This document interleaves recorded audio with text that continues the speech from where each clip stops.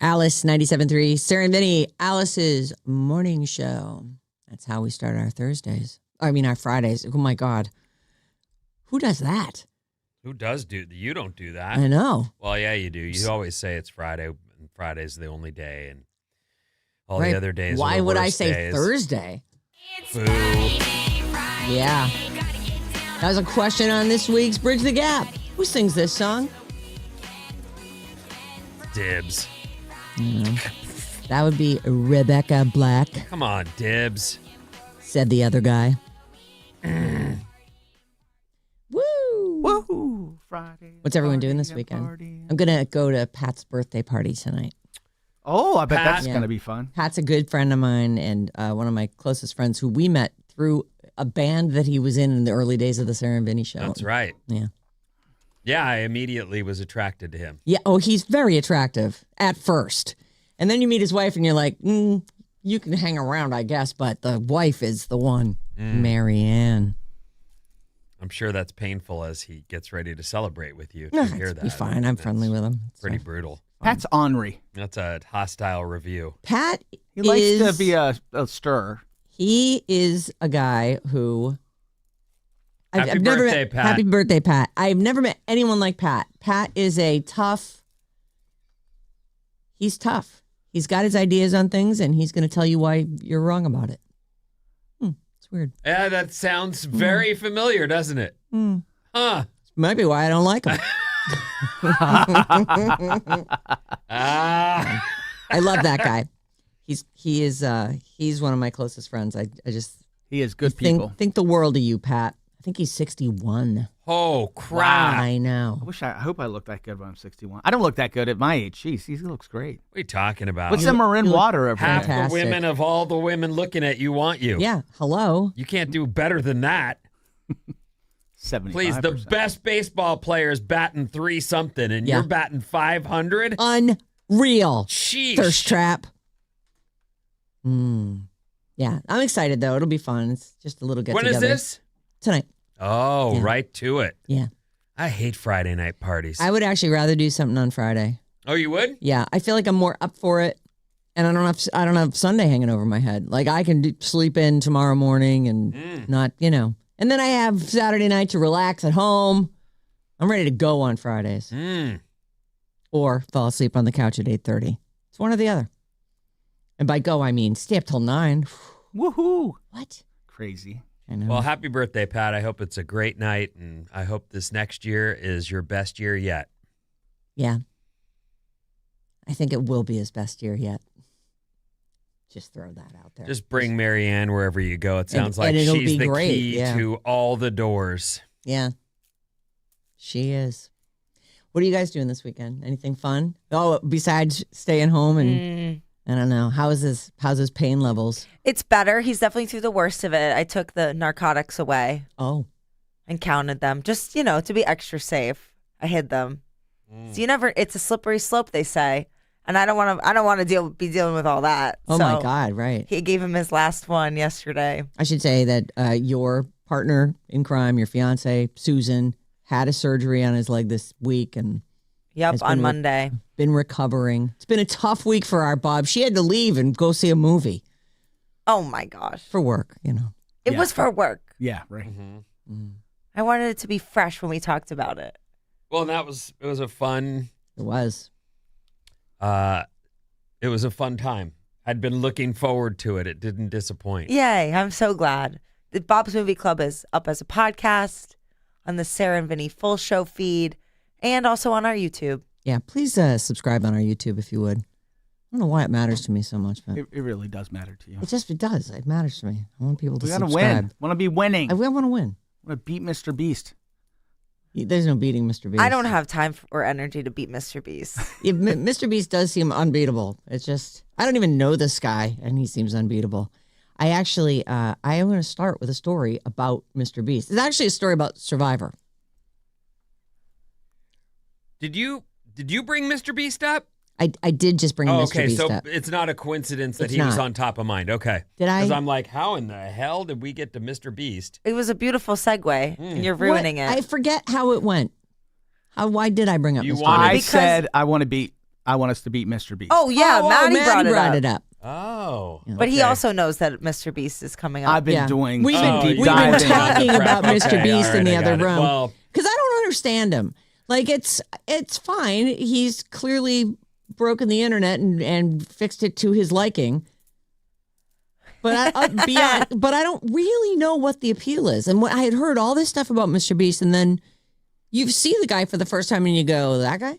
No, Really? the picture's wrong. Go back and find Mr. Beast. This isn't Right. the guy. That is Mr. Pasty.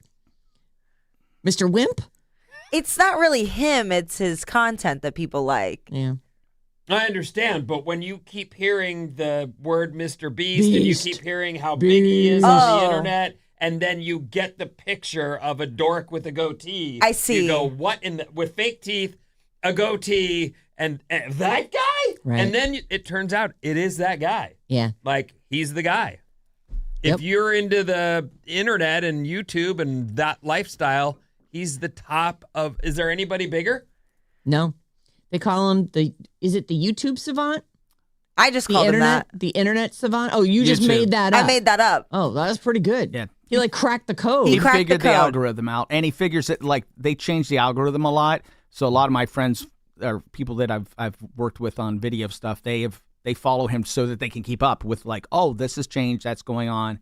Like he's the man. Jesus. You know, how do you if you accidentally clicked on something because you were baited and now you get only those kinds of videos, how do you change your algorithm so that you stop getting those videos? You need to like a whole bunch more different videos. Other stuff Yeah. is the only way to change it. You can tell the apps you're not interested in something. Depending on what it's on. Like Instagram, you can click and say I'm not interested in It's this. Facebook, but I clicked on this. You should be able to do that on There's a Facebook, lady. Oh like, boy, here we she's- go. Uh-oh, here we Can't go. She's squatting like this. And the Okay. camera's right here. Like she's on the potty. Well, Like she's Wait. trying to potty she's on the her ground. feet, And and she's squatting. and the camera's laying on the ground and in front the of her. camera's coming up at her, but you get this shot of her woman area that is that And the it's clothing's is it- very tight. No, Oh, there's- okay. So it's not naked because it's this just is very tight. Facebook. And I'm like on Facebook. I'm doing stuff, and whoa. Like No, I didn't like it. It was a reel. I just clicked on it, and I get this. It's a shot, a woman area shot, but it's not. She's covered. Now I get. Who knew that was a whole genre in and of itself? But I get videos of these shots, these camel toe shots. Well, I Pardon think me you've for lack gotta- of a better word. I think you have to stop clicking on Well, them. then. that's the problem. That the whole There they algorithm- are, and you can't help I but keep click going, on You them. got to be kidding me! Click. And now I just need him to go away. Like how? So that's how. I just got to go Well, find. on Facebook there should be an option to say you're not interested in this. Look, content. I mean, I'll actual cat videos, anything else. I just got to get that off my feet. No, Yeah, you do. I do. You gotta I stop went- clicking that. I went down a hole of really obese people making a scene at buffets, and I'm like, yeah, like you clicked I on one. watched. I never liked it. I just clicked on it, and then I clicked on another one, and then Bob's like, that's fake, and I'm like, I didn't know. How did you know? How can you tell that it's fake?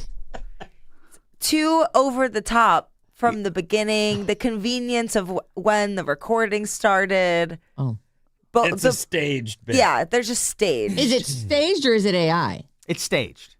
Okay. There are some good AI ones though that they show big giant guys like who are getting ready to go into jail, and I don't know what genre this is, but I got down that hole too of like giant men in court. Big men in jail. In court, and then they get upset. Awaiting sentencing. Awaiting sentencing. Yeah. Wow, And then I also there went really down a are hole very specific of, holes you can of fall really down. hot like a girls. tiny little hole. Literally. Hot That's what girls they call getting it. sentenced. That's another one. Is this AI though?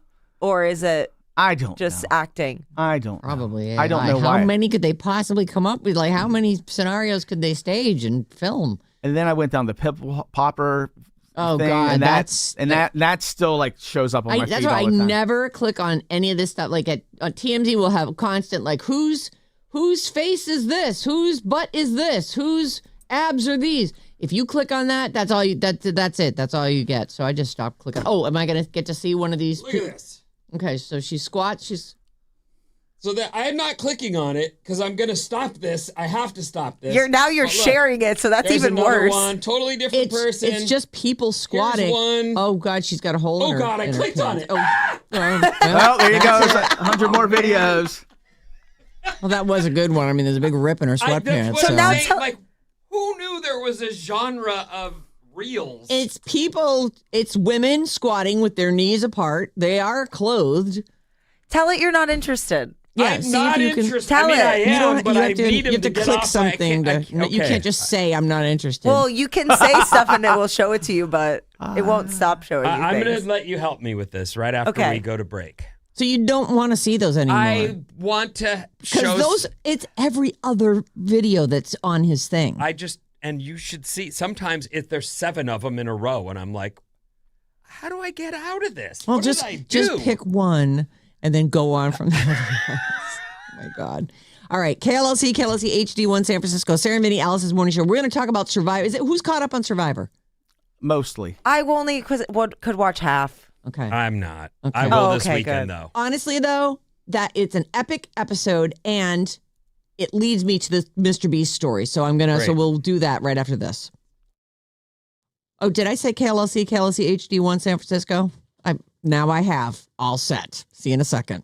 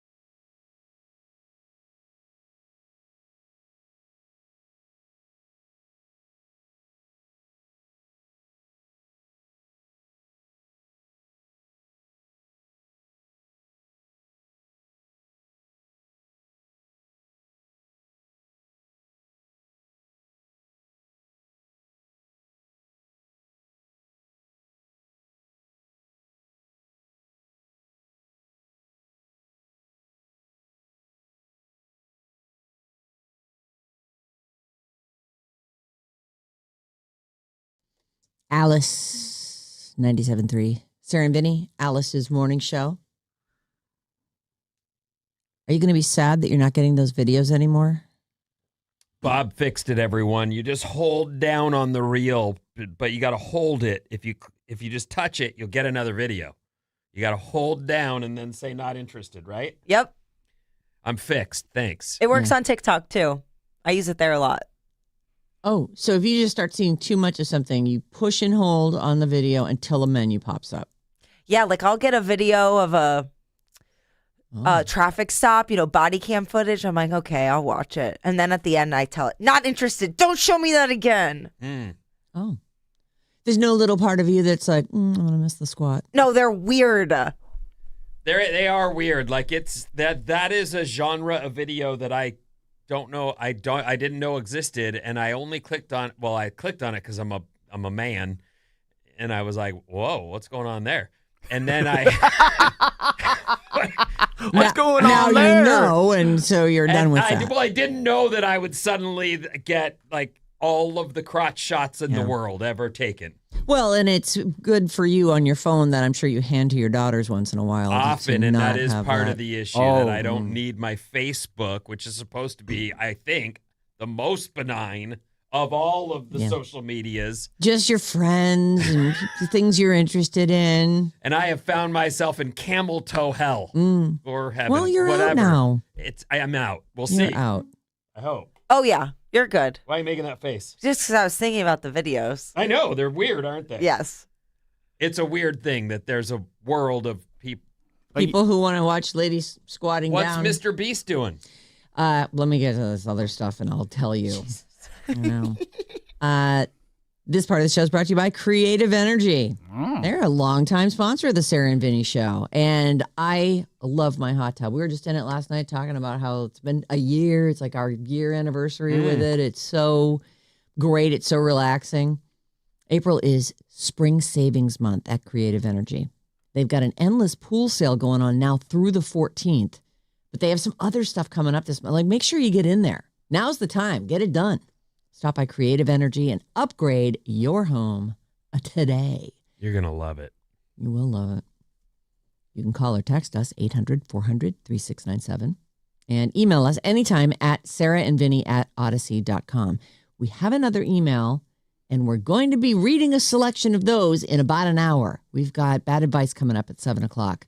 That email is badadvice973@gmail.com. I have finalized my picks for today. I've got a couple of situations. They're real, very real life, very relatable. One's feels like it's going to become really problematic, but we'll take those on and see if we can help these people out. One of the things I like about hearing other people's problems is that I've had plenty of my own. And one of the things that as I've talked to different people in all different walks of life, there was a point in my life where it was a disaster. I couldn't get any lower. And there is something to that point when you're finally there, when you realize I can rebuild this thing and maybe even do it the way I want. Right.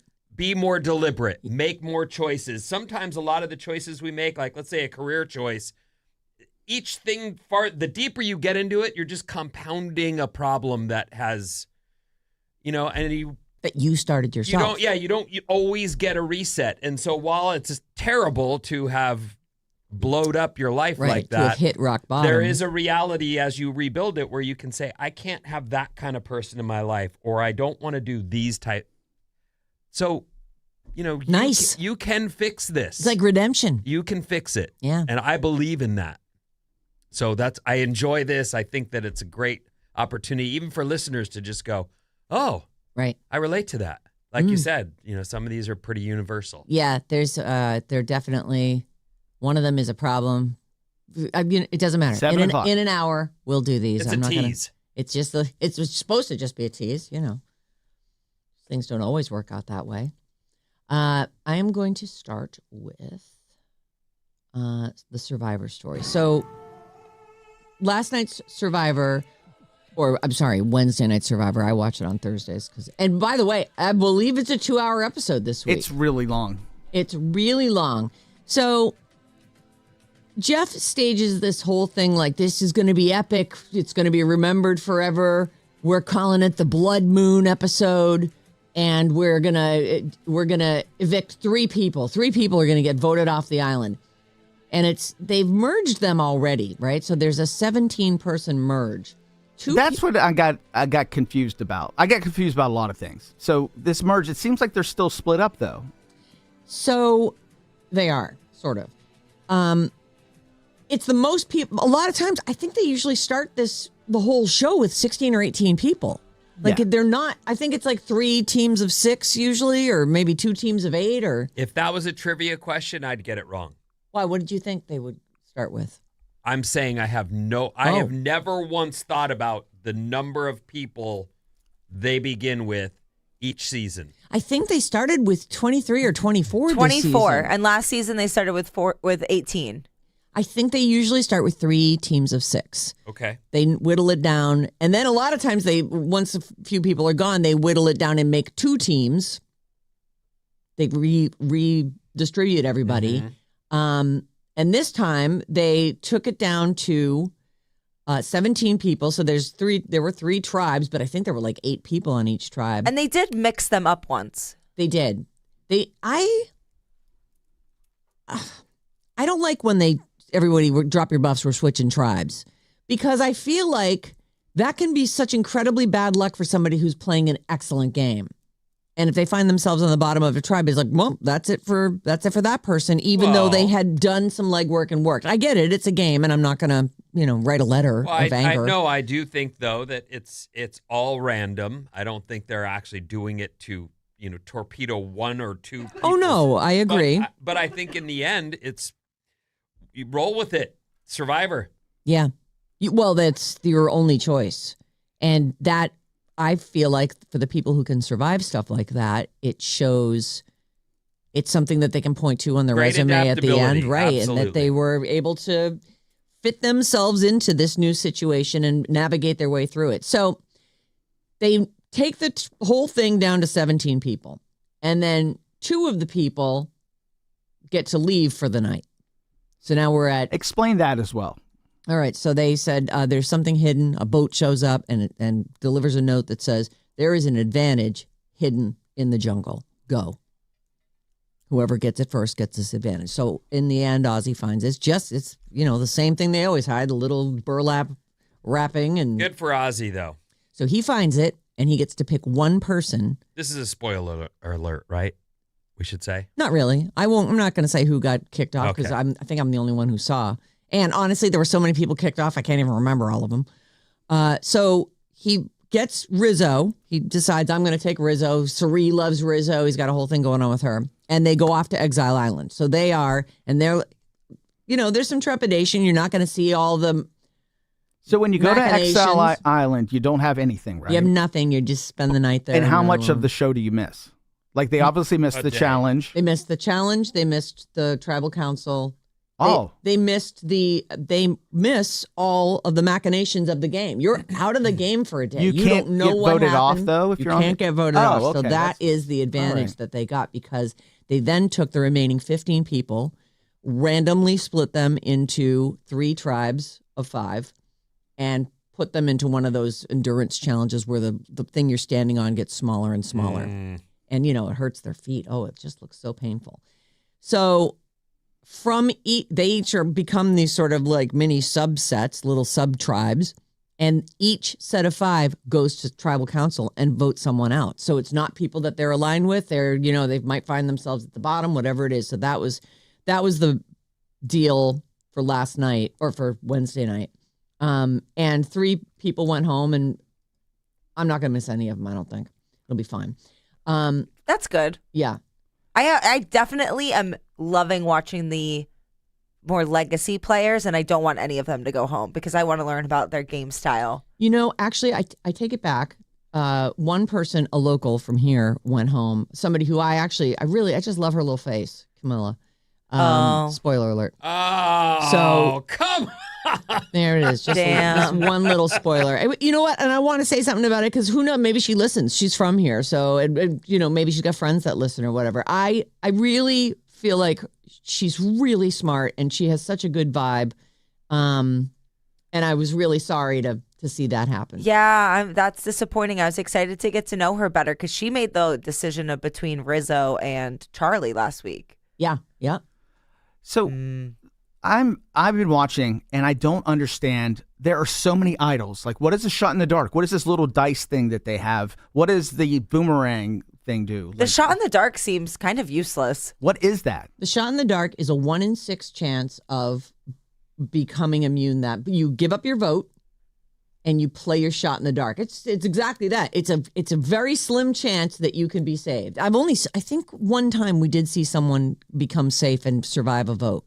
Maybe a season or two ago. Yeah, these But they things, didn't explain it this season. Originally, there was just the immunity idol, and they've just, as anything, they've just tried to mix it up, keep it fresh, add things in. It really does get convoluted. I agree with you in that you find yourself going, shouldn't this just be an immunity idol? But they put parameters on it now. You can use this until 5. Yep. Or whatever, and all right. Or you can only use it under these circumstances, or give this to another player. Yeah. And you're like, So that's the Billie Eilish boomerang. yes. But when they gave it to them, now they have immunity. The person they gave it to, they have an immunity. They do, but if they get voted out with the idol on their person, it boomerangs back to you. I thought that was so smart of crap. I don't remember who it was. Whoever gave the idol to Rizzo, was it Amber? I thought it was Genevieve. Whoever sent it to Rizzo, he came up to her and was like, did you send me the idol? And she said no. And she's not telling a single person that idol will boomerang back to her. And I thought that was so smart. Because all the other idols, now that they've all merged, everybody has all the information. Everybody basically knows everything, but she didn't open it. That is honestly, I don't understand why they don't see that for the currency that it is. Like, people are like, to build trust, I'm going to tell you this thing that I have. And then now the next thing you know, everybody knows about it and it's not a secret anymore. However, sometimes it pays off I think that Aubrey might have gotten in trouble if she hadn't threatened to use her idol. So you guys will watch it. So when you have one, and Rizzo did this to great effect last season, he over and over said, well, tonight's the night. He even said, this is the last night I can use it, lying. This was last season. And still didn't use it. Still nobody voted for him, just assuming he was going to use it. And that's kind of crazy that he didn't even use it when it was his last chance. He did use it on his last chance, I think. He was lying. He was lying. He Wait, said all it the was other times. only good until 6. Oh, that's right. So he's like, well, I'm definitely playing it tonight after all these other weeks of threatening to use it and not using it. Anyway, Survivor, 50th season. I love it. I've never missed a season. And Rizzo's still in play. Rizzo's not just still in play. He's like really entrenching himself. He's doing great. He really is. That's impressive. Survivor 50 will air the Mr. Beast episode in full despite the backlash. So I went, I didn't know Mr. Beast. I barely know who that is. I didn't know Mr. Beast was scheduled. And B, I'd never seen any backlash about it. Apparently, he has quite a large chunk of some upcoming episode. Now, I don't know if it's airing next week or whatever, but Survivor said, because the rumor was, we've put some pressure on them, the Survivor producers, and they're going to cut his segment. And they're like, no, we're not. We filmed him, we flew him out there, we put together his piece, his bit, and we're going to do it. Survivor has no plans to edit or make cuts to their anticipated episode featuring YouTuber Mr. Beast, despite reports claiming otherwise. Sources say, I don't see when. We're told it's not surprising a shakeup like this sparked mixed reaction from fans, but the idea that producers would go back and re-edit the episode just isn't happening. I personally feel like mild interest in what this guy would bring to the show and what would happen. And it's an opportunity for me to actually see him in action, and because I'm not going to sit and watch his videos. I don't really do that. Why do people not like Mr. Beast? What is this outrage about Mr. Beast? Oh, there's no specific controversy? No. I think people, there was a lot of backlash about the Zach Brown cameo as well. People were because they said it was too long, that they didn't like. They just didn't, I don't know, they don't like him or something. I have no idea. I thought that was completely fine. It was very benign. And well, I think it's kind of like if even the listeners of Sarah and Vinnie are very protective of this beautiful show that you've built, and they don't, sometimes you can be a little bit hesitant to change or doing things differently. Yeah. I think people really feel that way about Survivor, and they feel like this is how it is. This is how they don't have guest shots on there. Yeah, they feel like it's cheesy marketing, trying to get just attract kids and hurting the integrity of the game. Plus, some people just have an ick from Mr. Beast. He's had some issues with how he's paid people and some of his philanthropic stuff. But I mean, nothing that's been like there is no thing you can point to where it's like people hate him because of this. There's no ultimate scandal. He hasn't apparently not taken advantage of anybody. Yeah. Okay. Just, I think of the kind of the side effects of building something huge. You're going to make some enemies along the way, and you're going to make some mistakes. We looked up this morning. I'm like, she's like, why do people hate Mr. Beast? And I think the quote was something like, anyone who attains any. No, I said that. Oh, you're the one. Oh, I thought joking. you were reading it. No, to me. I was making a joke. I thought it was great. Say it. I googled why do people hate Mr. Beast to get Gemini's answer, and then I pretended to read to Sarah because you can't become successful without having haters or something like that. It's very true. That is an absolute. I thought she read that right off the page because you can't attain success without getting haters. I actually don't hate anybody, but I'd heard the Mr. Beast name so many times, and I honestly, when I finally saw his picture, I went, you gotta freaking be kidding me. This guy, he's great. He's fine. He hasn't done anything. I don't want to not sleep with him, and I don't want to. You know what I mean? Like, I don't care. He's nobody to me, but it was disappointing. I wanted someone a little more beastly. Yes, right. I expected Beast. Like, be your namesake. Mr. Beast. And he's not. But hey, Mr. Bland. I'm happy for anyone who achieves great success, and that makes a lot of sense, that people just don't like him because he's killing it. Yeah, because he's got stuff figured out that they don't. Overexposure. I mean, whatever. Maybe. That's one of those things. Zach Brown's episode actually pulled in the highest ratings of the season so far, despite a lot of online backlash or reports that suggested otherwise.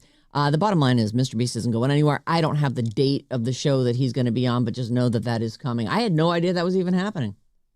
Thanks for the heads up, I guess. And then I don't have time for much more, but I am going to report this quickly because we've been following this for a freaking year and a half. The judge has dismissed most of Blake Lively's claims in the harassment lawsuit against Justin Baldoni.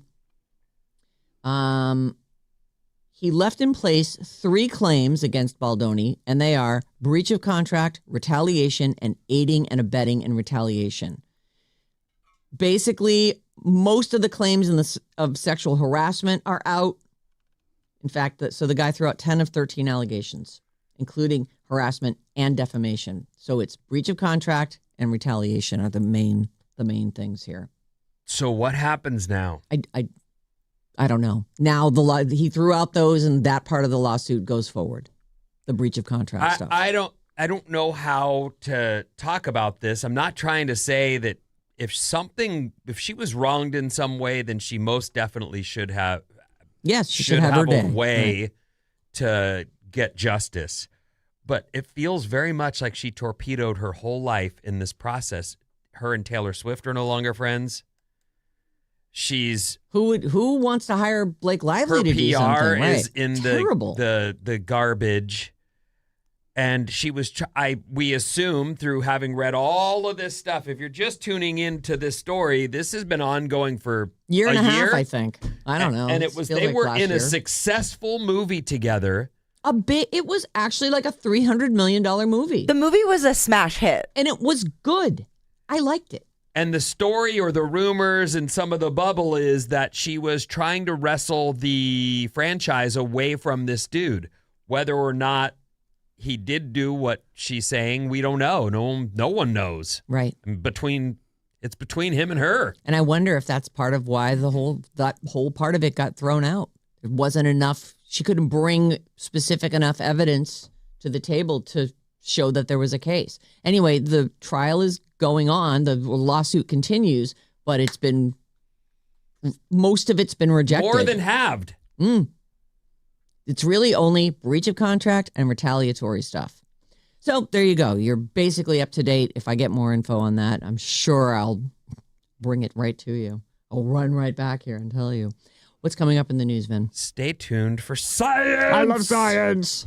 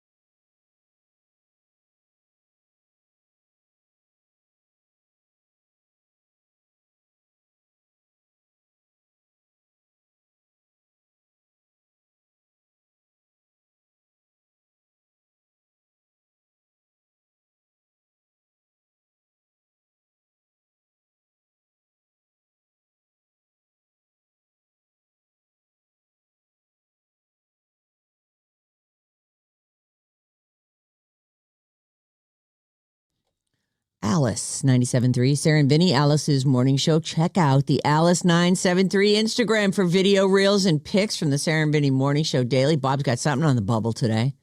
It's Project Hail Mary related. I like that. You can check her out, Bob on the Waves. But also, of course, the Alice 973 Instagram. You can find links to all our personal profiles there. If you're out there and you're saying, what is with this Bob? You have to witness the Bob phenomenon, like follow her. Yeah. And then as you witness it, you'll start to slowly be charmed. And the next thing you know, you're swooning. And you're like, here's my car keys. Have a good one. Just please take Whatever. what I have. Whatever everything. you want. Yes. No, I much prefer when you drive me. Oh, I don't want the keys. I don't like to drive. Maddie, did you like our let little me know. April Fool's joke for you? There was an April Fool's joke for me? Oh, so we'll see how long it takes them to notice it. Oh, I'm intrigued. all right. You can't do that. It's April 3rd. You can't be still pranking somebody. That's so rude. As someone who was pranked all right, for fine. Hey. Jesus. I like a prank. I'm not opposed to a prank. All right, well, let's see how long it takes you to notice the prank. It's just a prank. It's not just because it's April doesn't mean it's an April Fool's prank. Oh, okay. So it's something I need to notice. Yes. Oh, What's up, everyone? This Alice Report is brought to you by tickets to Hillary Duff's concert, an exclusive pre-show sound check party. Ooh, that's going to be good. All this week, listen at 9:05, 12:05, and 5:05 for the code word. Then head to radioalice.com and enter that code word for your chance to win a pair of tickets to see Hillary Duff on July 11th at Shoreline Amphitheater, plus 2 tickets to her exclusive pre-show sound check party, courtesy of Atlantic Records. This is the new big one. Yeah, it's great. It's a beauty. You're going to love it. Yep. Hillary Yes, you will. Duff concert and exclusive pre-show sound check party. 9:05 is your chance to win. Your first code word of the day. Sunny and 70 today. In fact, the weekend's going to be beautiful. It may even by Sunday be into the 80s in some spots. Oh, Hello, boy. San Jose and Napa and Walnut Creek. It has just been gorgeous. Like, yesterday was a gorgeous day. Mm. And everything is so happy to have gotten a little bit of rain after being just parched the last few weeks. Mm-hmm. I was able to confirm yesterday when we got in here, there had been an earthquake, and we were all sort of telling our stories of it. And it does seem like because we were right underneath, on top of it, Yeah. everyone in my house felt it more like a punch or more like a stab. And that rolling thing you're used to is, I guess it's feeling when you get That's out the away ripple, from I the- guess, yeah. right? Mm-hmm. So I was asking everybody, how did it feel to you? And they all said the same thing. It was a very quick Straight hit, up and down punch. and then it was over. Yeah, John said, I said, hey, did you feel the earthquake? And he goes, I didn't even he goes, I was sort of dreaming about earthquakes. And he said later, because he went golfing yesterday, he's like, everyone was talking about the earthquake. And Right. he's like, oh, I did feel it. It just didn't wake him up all the way, I guess. Right. Well, it came and went. Yeah. It was quick. And most places are reporting no damage and no problems. So that's always the good great news, right? Time for science. I love science. Another big report from yesterday is the Artemis launch. Oh, NASA's yes. Artemis 2 launched from Kennedy Space Center in Florida on Wednesday. It's the first crewed mission in the Artemis program designed to return humans to the moon. The astronauts will be up there for another week. If everything goes well, it'll pave the way for Artemis 3 in 2027 and Artemis 4 in 2028, which could land astronauts on the moon for the first time in over 50 years. One of the big reports yesterday was that the toilet stopped working, And which I still can't get over that you don't have a backup. I know that space is limited, but that's like kind of one of those things you'd want. the humans need that. Let's have some redundancy on that. Yeah. But they don't. The Artemis 2 mission, again, officially underway with humans on board. They're rotating. As I'm driving in today, I'm looking at the moon going, there's people out there right now looking down on the planet. Incredible. That is incredible. There was a rough start, though. Again, not with the launch. That all went great. The toilet stopped working. The astronauts, they say, weren't able to go number one for the first 6 hours of the flight. Oh. They say apparently the problem did not affect number two. In zero gravity, airflow is what makes a toilet work. So when the fan broke, one astronaut was forced to use a backup bag instead. Well, at least they had a backup bag. Mm. And now it's fixed.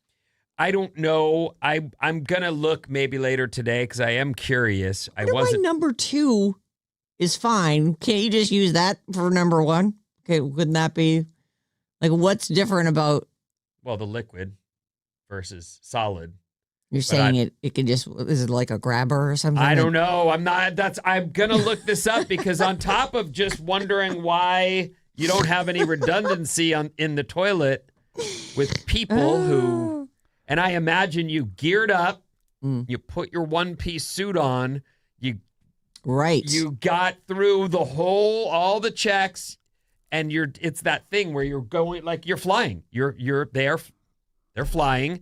And once that thing turns the seatbelt off, I got to go. Yeah. It's time for me to go. Yep. I've been waiting for hours already. Right. And then there they are with a warning light. I have an update on that. The toilet has been fixed. Mm-hmm. Mission specialist Christina Koch did it with Mission Control.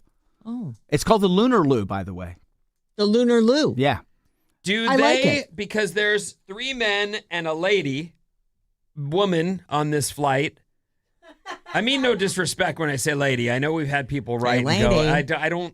Woman. To me, it's the same. I think lady's okay. I think if you said chick, that'd be more. Yeah, I'm not saying chick. But anyway, a woman is on this flight. I wonder if does she have any kind of curtain space? It's a big round. No, I don't think so because it's all like it's. It's a capsule. It's like there has to be some degree of privacy. I don't know. That's what I'm curious about. I could see someone saying to anyone on this trip, you're going into this whole, don't give me this curtain or this bashful. You just go or don't even be on the flight. Okay, I am not going to go. But that's what. Well, I would think that even the men would want some degree of privacy. There's a woman there too. Like I don't want a number two in front of anybody. They're not number twoing in front of each other. I've got it. Okay, here we go. This. Oh, let me stop you.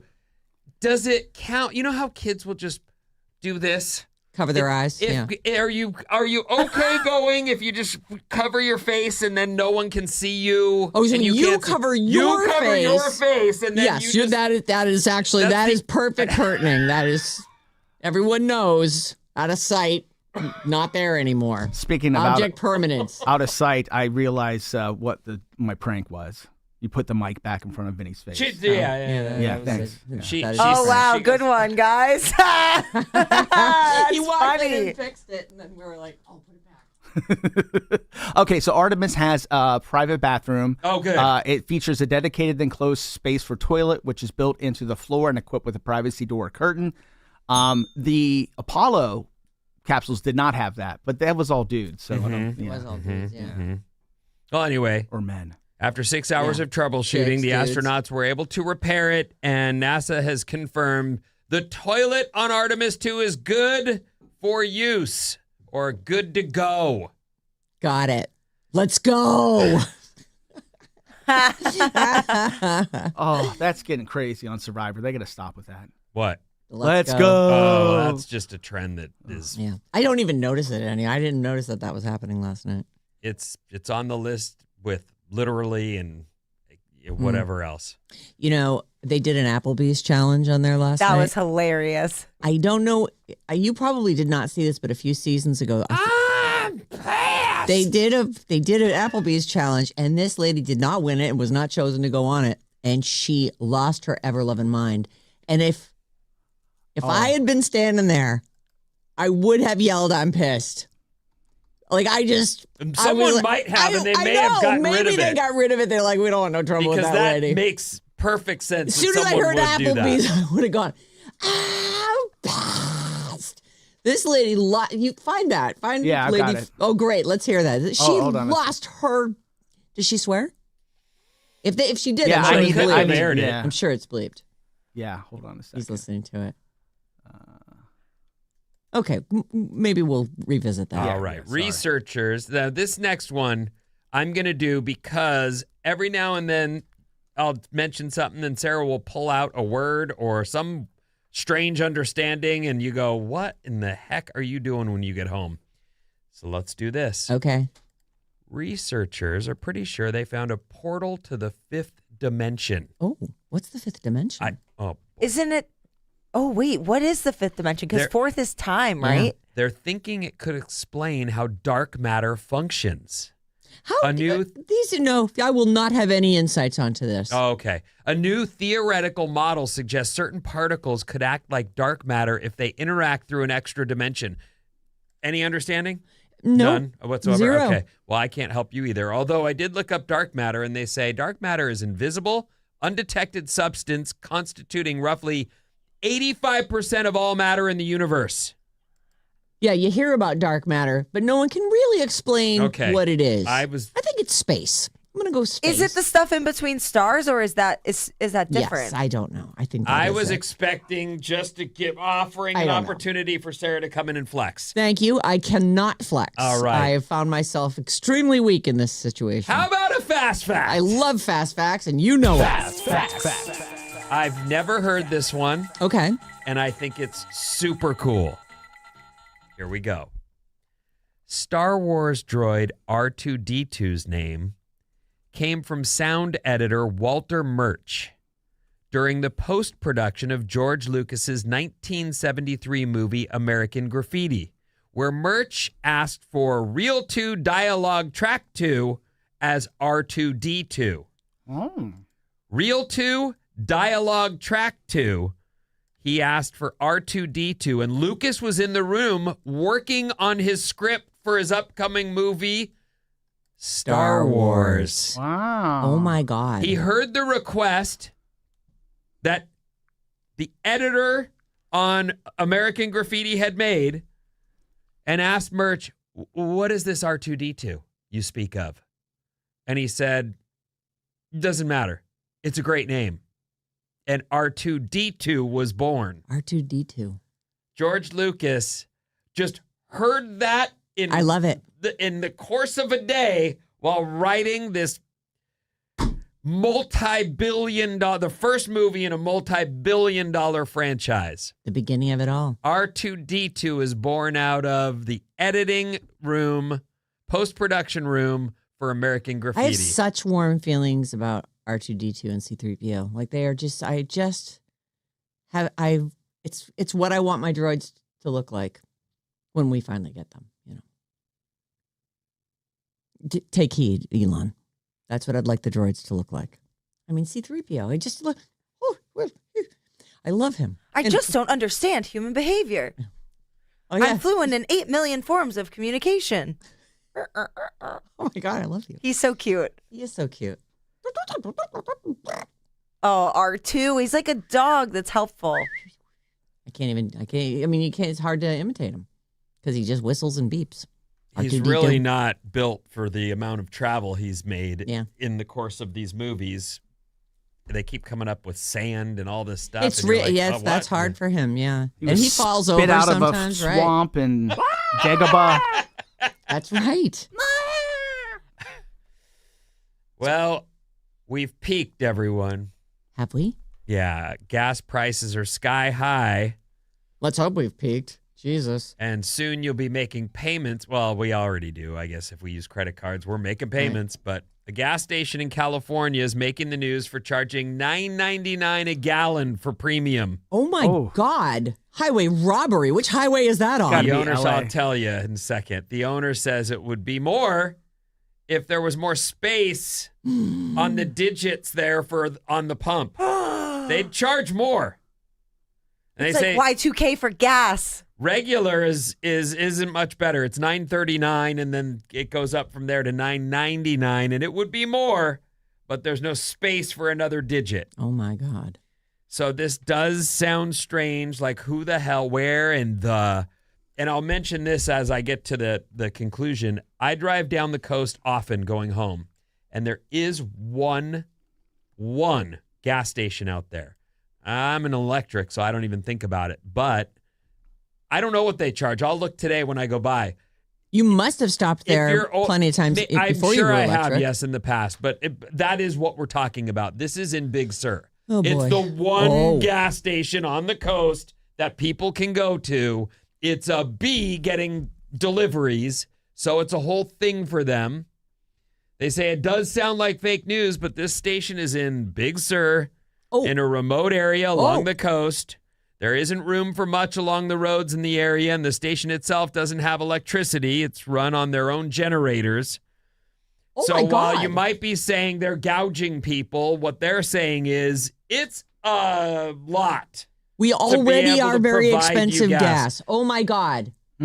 So I guess the warning is gas up before you go in. Yeah. So we think this is that particular gas The station. one that I pass is not on Big Sur. Oh, Big oh, Sur's oh. way farther down I see. south. Got it. What I'm saying is right here in between Santa Cruz and San Francisco, there is a lone gas station out there on the coast.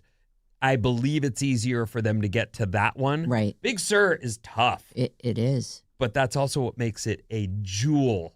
Because people are like, that's too much of a pain to get to. There's so much great camping and hiking and beach out there, and actually some quiet. Like without that.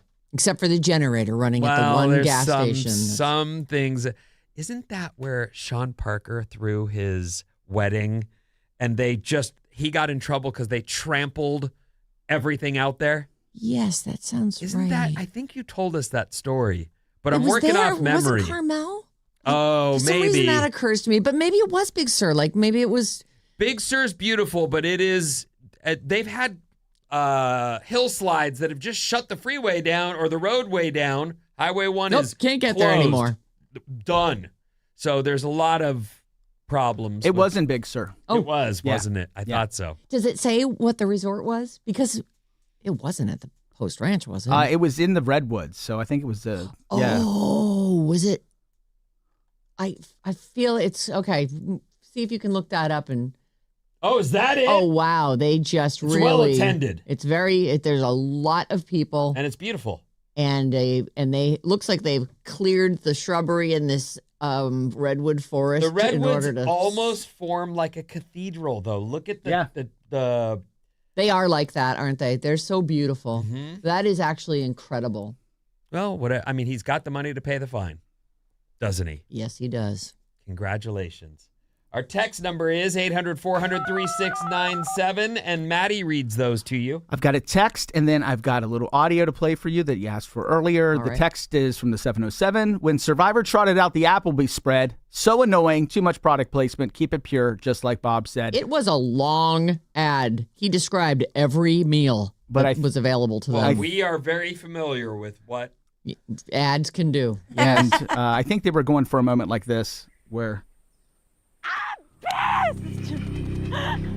Y'all say you ain't gone without eating? That's the...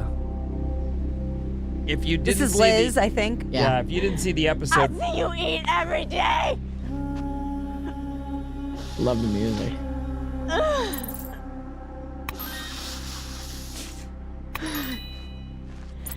You almost blew up my whole game. You overshadowed everything I was trying to do. And I said it's cool. I didn't say nothing. Oh my gosh, her poor. Everybody looks so like, what is going on here?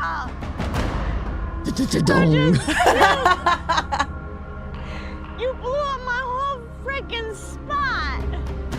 Yeah. I didn't even know about the damn There you slip go. I'm hole last pissed. night.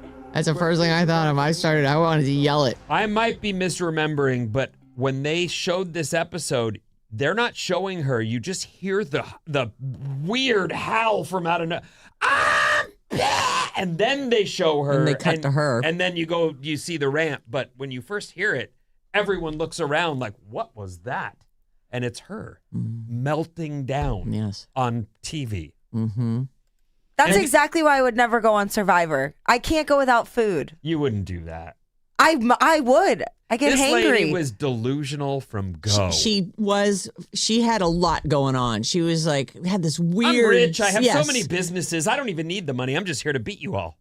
Why would you? How's that a game? Right. Good game. Good one. All right, we're going to take a quick break. And when we come back, we are going to solve listener problems with bad advice.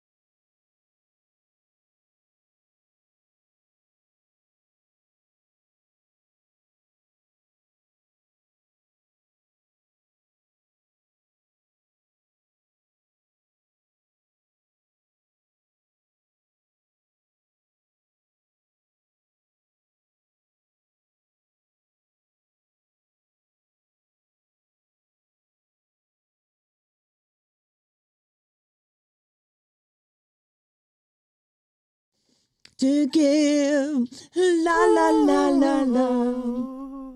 Oh, that's a quick fade there at the end. I expected it to end cold. Alice, 97.3. That's a Backstreet Boys. All I have to give. My love is all I have. Love them. That, yeah, I know. We were just discussing your love for boy bands. I love boy bands. Yeah.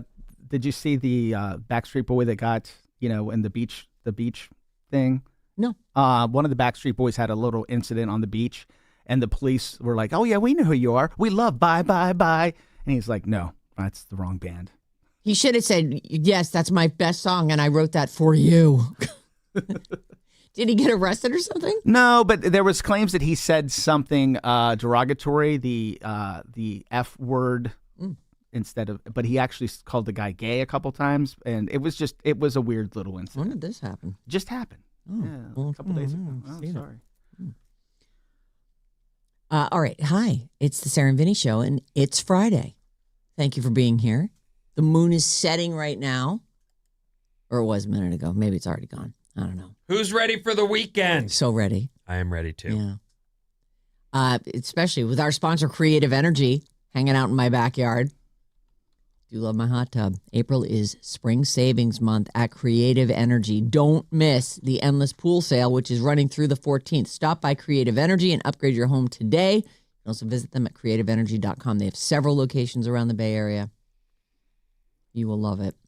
You can call or text us, 800-400-3697. And once a week, we read emails from a special email account we have, and it's badadvice973@gmail.com. If you hear us get it wrong, which is unlikely, but if we do, you can actually write in on that. If responses to bad advices should be sent to badadvice973@gmail.com. Happy to hear your take. Definitely. This one is titled Bad Advice. Lice. Lice. No names, please. Not a fun topic, but looking for an input. My son had lice. I bought all the stuff, spent about $100, did all the treatment, changed the sheets, boiled water, soaked pillows, vacuumed like a lunatic, all stuffies quarantined to trash bags for a week. I did all the stuff.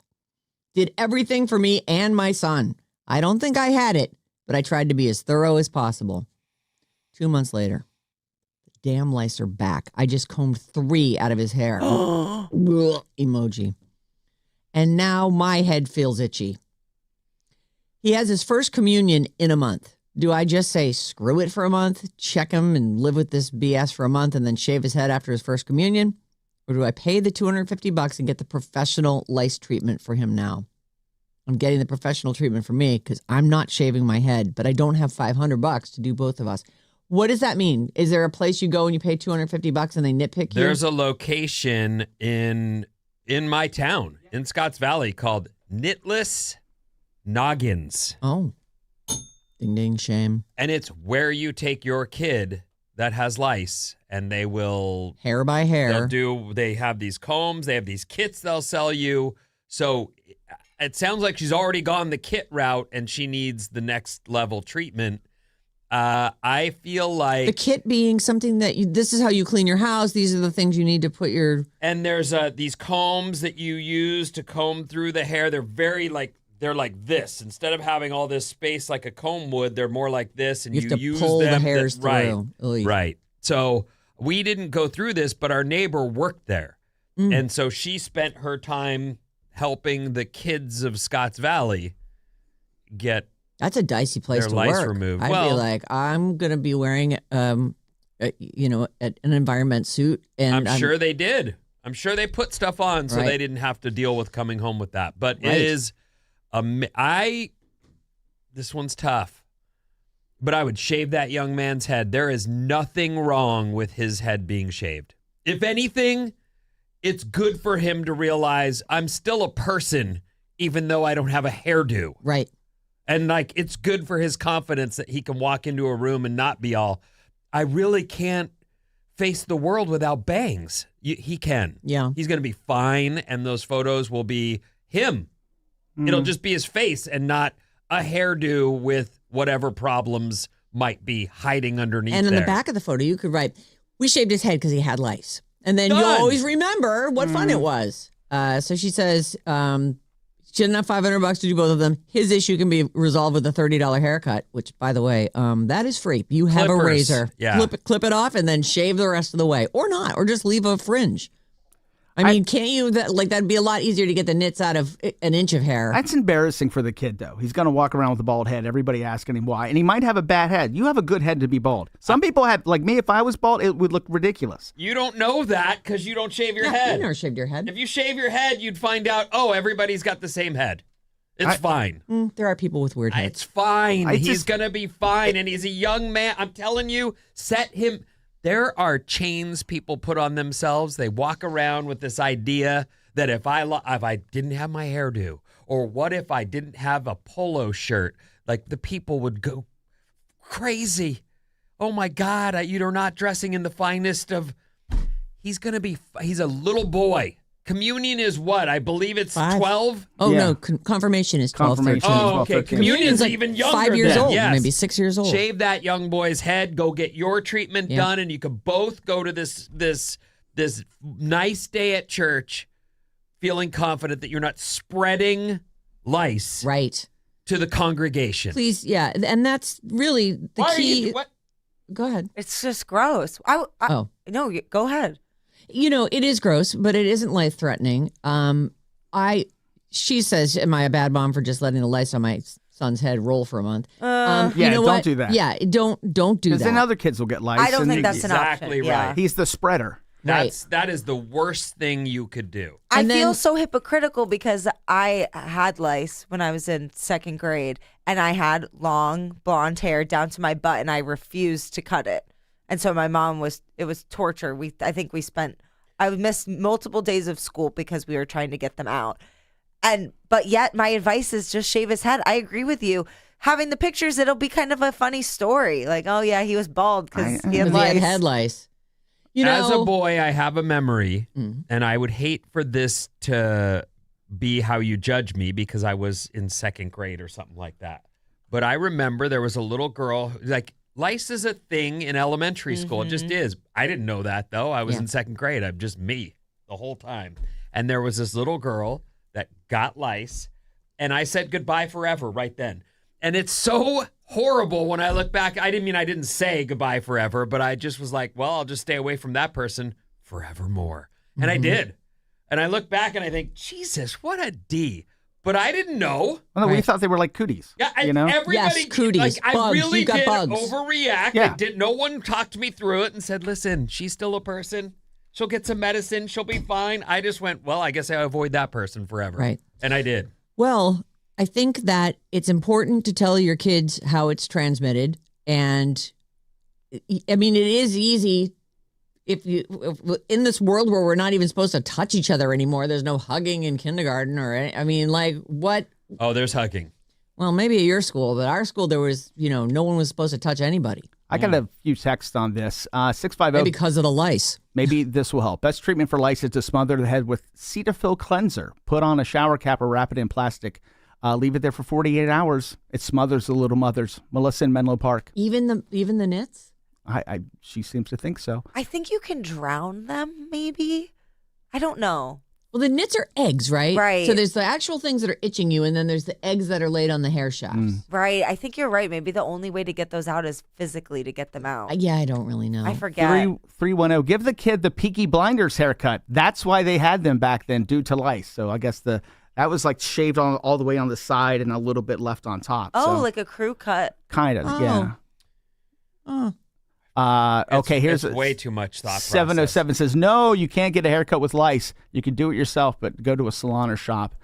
Okay. Oh, Oh, yeah. Don't go to a place without telling them. Yeah. That well, is they'll. I wrong. mean, I would think if you've got head lice, they're going to notice. I used to go to and it's funny because it was a throwback then when I was a little boy. But I'd go to a barber and they'd shave my head for a couple bucks, but you can get clippers and you can do this Yes. yourself at home. It's no big deal. It sounds like you should invest And in a pair. This is your frankly, second go round. After you shave his head, he will go, oh my God. Like for the first minute, he'll go, oh no, I'm all face. And then after that, he'll be like, this is the freest I've ever felt. And every summer from here on, he'll be like, can you just cut me? Just shave me down. Let me be free for. Give me a crew cut. And then, It doesn't have to be shaved down to the skin. Like you can just, an inch of hair is a lot easier to get a knit out of than a ball, than a down to your waist. And a lot of people let their little boy's hair grow. Like she hasn't said, is this one of those kids that they've been letting his hair grow? He might have awesome hair. He doesn't want to take it off. He'll still have But he's got awesome lice, hair. Maddie. Yeah. I doubt he even cares about his hair at 6 years old. But I think she probably cares about it more. I care But yeah, about it my sounds hair. like she cares At about 6? the pictures for a communion day. Yeah. That is a big time. I certainly went through all the stuff. I understand. He'll put on his best outfit and he'll be at church and everyone will watch. They won't even notice if you just give him a short haircut. Clip that dome down. Just clip it down. 925. I live in Danville, and we have a lady called the Lice Lady.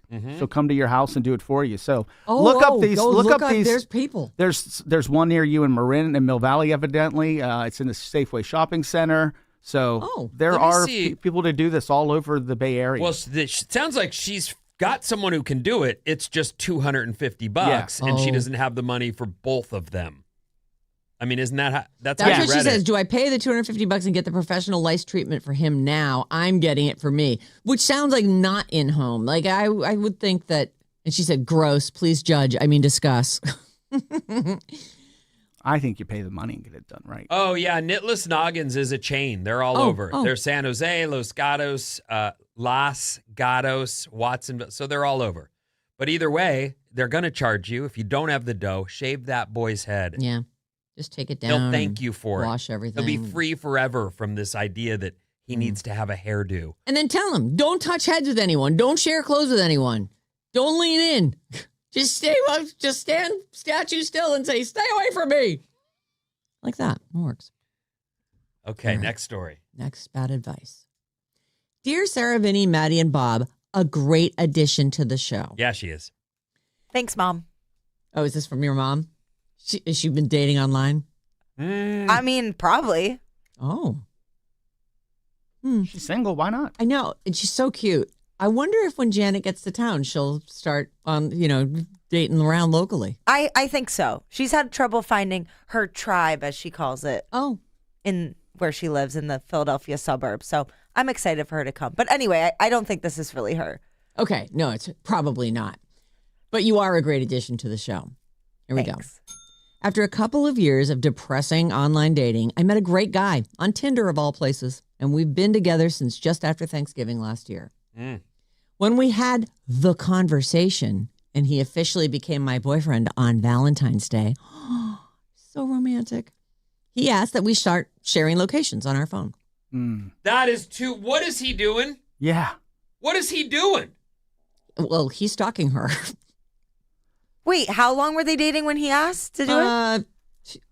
4 It sounds like months. 2 or 3 months. No, yeah, I just have, so like say December, they're 2.5 months in. Okay, that's say. a little early, but I don't think it's crazy to share your location with your significant other. No, I actually feel like that's a fairly normal thing. That for It a lot is? of all my kids' friends know where all my kids' friends are at any given time. I don't They like all that. know, and I follow everybody in my family. My niece, or my cousin, my first cousin once removed, who lives in Hawaii, I can see where she is. Like we share with people. All my friends have my location. Well, that's different. There's no possibility for jealousy. There's no possibility for stalking or watching. My wife and I follow each other in that way. I think it's normal for partners. Yes. I might be like, "Where is your mom?" And I look and go, "Oh, she's 10 minutes out, kids. It's going to be okay." I'm not going to lose my mind. I'm not going to lose Well, my now mind. that I think about it, I did do that with my wife because I wanted to know when to start dinner. That's what I'm So, talking yeah, about. yeah. Exactly So- that. It's dinner but- time. Do I make dinner? Is she coming? Like that's But it's not it. the same as dating. No. I don't. I think. Nope. Yeah. Is there more to the there's question? a Yeah. lot more here. Okay. So they have the conversation. He becomes her boyfriend on Valentine's Day. And at that point, he said, let's start sharing locations on our phones. I do this with a few friends and family and thought nothing much of it. I thought it would be cute and reassuring. He wants to share his location with her as well. So she's going to, it's like maybe it's like a trust fall that people do now. Instead, it turns out he checks it constantly. Just last week, he texted me, "Why are you at Target again? And you've been in the snack aisle for 9 minutes." What did I just freaking say? Yeah, I just said it. He's stalking. Well, that's what I'm saying. She doesn't use the word stalker, but as soon as I was like, so he's just like at work watching where you're going. I think Creepy. that this is one of those things that can become addictive. Yeah. And I don't obsessive. Yes. And so I like the idea that he looks at it and then goes, "Why is she standing still at what is going on?" And that leads to, let me see what's going on here. Like, I really don't think you should be doing this with people you're dating. Right. Now they're, what is it, 6 months in? Is it even that? It's really only 5 months in or something. It's only been a couple months since Valentine's Day.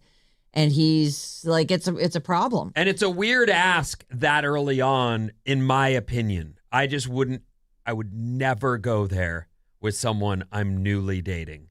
I've gone there with my wife because we both want to know. Yeah, do you have kids? Are you on your way home? Are you like, it's really just that. Right. It's a matter of juggling the pickups and the drop-offs and the dinners and the scheduling.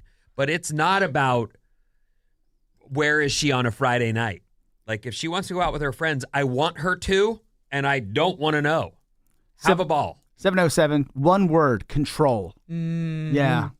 He wants to control what you're doing and where you're at. I just don't understand why, if somebody's, like, to me, going to Target is like such a benign thing. Like, why does he have to comment? Like, why even comment on that? Like, okay, you're checking her location, but now she's standing still in the snack aisle. Like, how does he know it's the snack aisle? Like, what?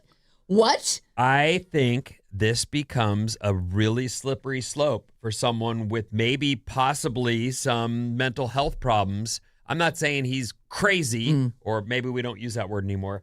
But I'm saying if you continue to watch this, anyone would. I would even be like, wait, why are you stopped in, or why are you? I think it's natural. And I also think if you've got like this phone addiction, yes, you which might we all are looking at. To some extent, we all have a certain amount of it. But I can see him being like, "Where is she at this time? Oh, she's home.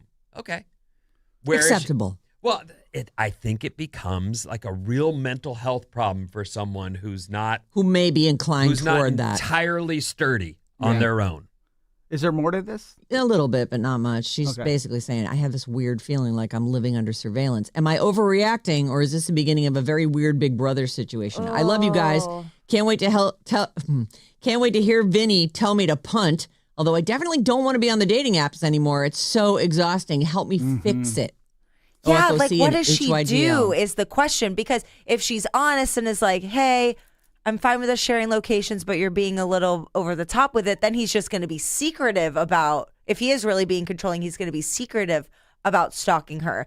And so my other idea is, well, she could come up with a reason why she wants to stop sharing her location, but I think she has to lie. I'm not a big fan of that. She needs to be honest and say, I'm not comfortable anymore with sharing location. And if you're we're into this relationship, accept that, and let's keep going with the relationship. I actually think she needs to say, it bothers me. Yeah, let him know this is not cool. I don't like it, so let's not do that anymore. And maybe he's like, okay, let's not do it anymore, and all's good. Here's how you do it. Okay. All right, here we go. I'm so happy. By the way, this is T in San Bruno. You pull it up, and you untether yourself from him right now without saying a damn word. Stop sharing location with this person. You just stop sharing locations with that person. And then when he brings it up, you can say, I don't like the way you've been commenting on the places I'm going. Yeah. That's none of your goddamn business. Yes, if you want to break up. That's a little passive aggressive into hostile. Isn't it so gnarly that he's doing what he's doing? No, he is, but that's the issue, is how does she handle it? And I think you have to be aggressive. Okay. You have to make sure he knows that this is unacceptable. I think you could even keep dating him.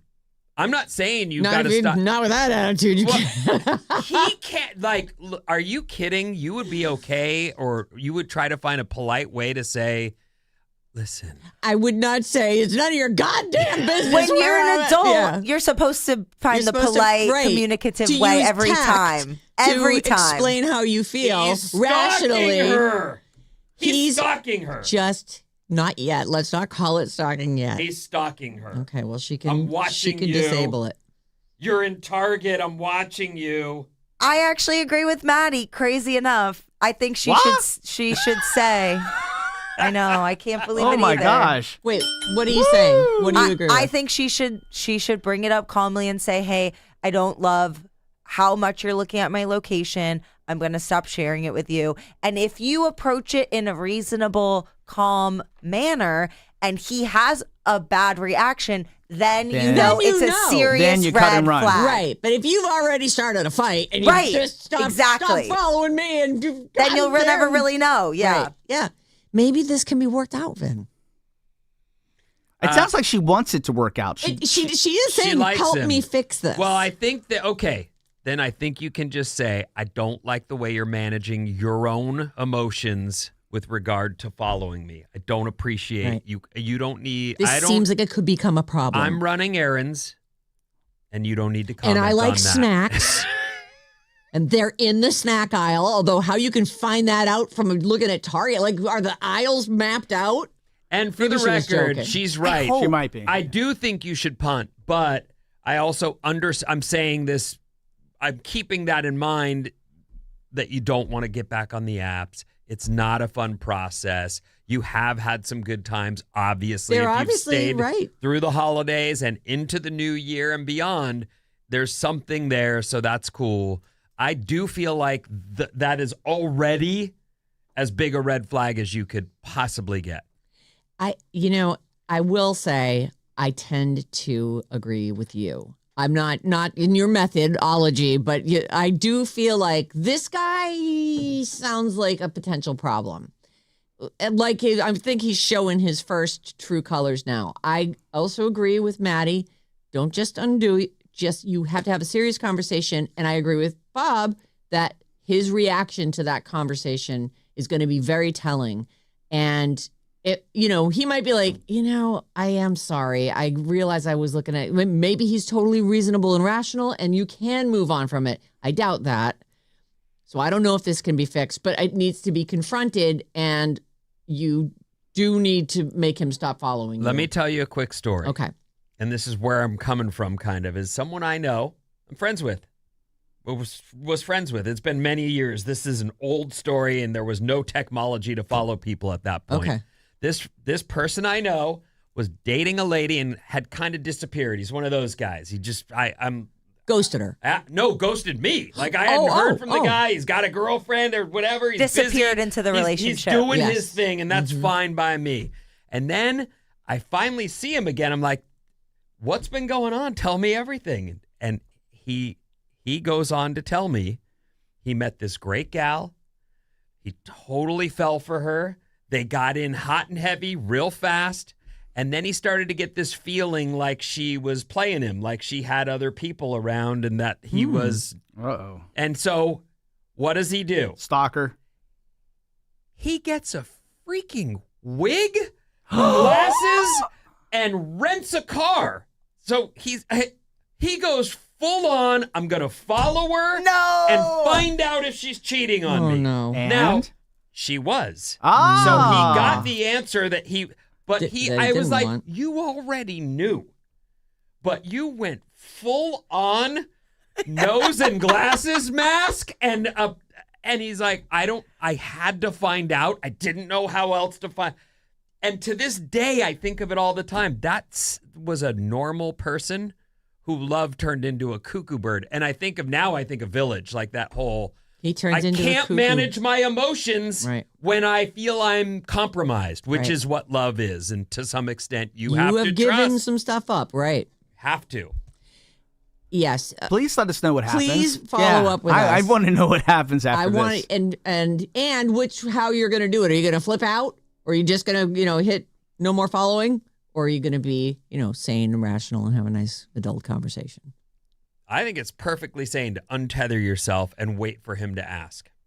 Well, yes, it is. If you're really that Not uncomfortable, another you minute. could untether yourself, and then when he asks, then be rational. And I think the funny thing will be he'll ask 1 minute later. Yes. Well, you get a notification. Or not a notification, but it shows up in your text thread. message Yeah, I thread. don't know that, but this person stopped sharing location Yeah, with I you. still feel like he'll be right on that. Like, what happened? What did you do? You switch phones? No, I stopped letting you follow me See, that's a good tone right there. because you're insane. No, No. don't say And that. I want to break up. Okay. No, she's trying to fix this. All right. Thank you for all your letters this week. You can send one this week. I have, don't worry, we don't throw them out. They're in a file. So if you've sent something to badadvice973@gmail.com, great. We've got it. And if you haven't, please fire away. Vinny, what's coming up in the news? Well, it's about parents and their kids, and I guess your parents don't care after these. Oh.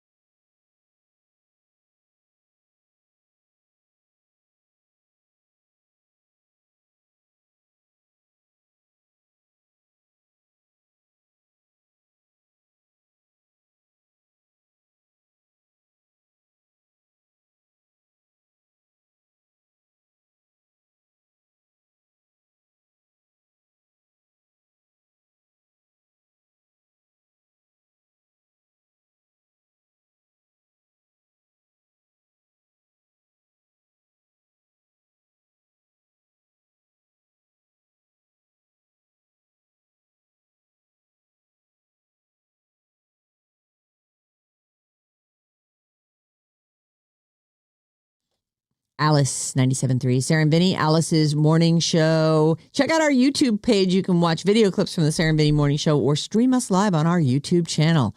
Just go to youtube.com/the Radio Alice 973. And remember to smash that subscribe button, please. What's up, everyone? This Alice Report is brought to you by your final chance at an Alice escape with Bruno Mars live in Miami. Today is the final day, right? Okay. Yes, it is. All right. We think. We're pretty sure. Download the free Odyssey app and listen to Alice 97.3 for a minimum of 1 hour for your daily entry for your chance to win a trip for two to see Bruno Mars on September 19th at Hard Rock Stadium in Miami. Big deal. The trip includes round-trip airfare plus 2 nights hotel stay for winner and a guest, courtesy of Atlantic Records. This is a national contest. You're going to love it. I mean, if you win, you're going to love it. But you'll also be listening to your favorite station on Odyssey. You win no matter what. Yep. Winning. If you listen to us on the regular on Odyssey anyway, it's not like you don't have to enter this contest. You're automatically being entered every time, you spend at least an hour a day listening. So, yay you're already in. And we take our contesting very seriously. We know there's rules. They sure are. I have taken quite a few training modules on the contesting that we do here. I realize this company takes it seriously, and they want you to win. They don't want no trouble. They just want you to win. Mm-hmm. So, get the app, listen. Could be going to Bruno Mars in Miami. And by September, that's fun. September is one of my favorite months of the year. The rest of the year right there is like, oh my gosh. I can see the Christmas lights from here. The holidays are right there. Fall is right here. The little star of Bethlehem. Oh, it's going to be great. Weather today, sunny and 70s. Going to be beautiful. Sounds great. March Madness continues tonight.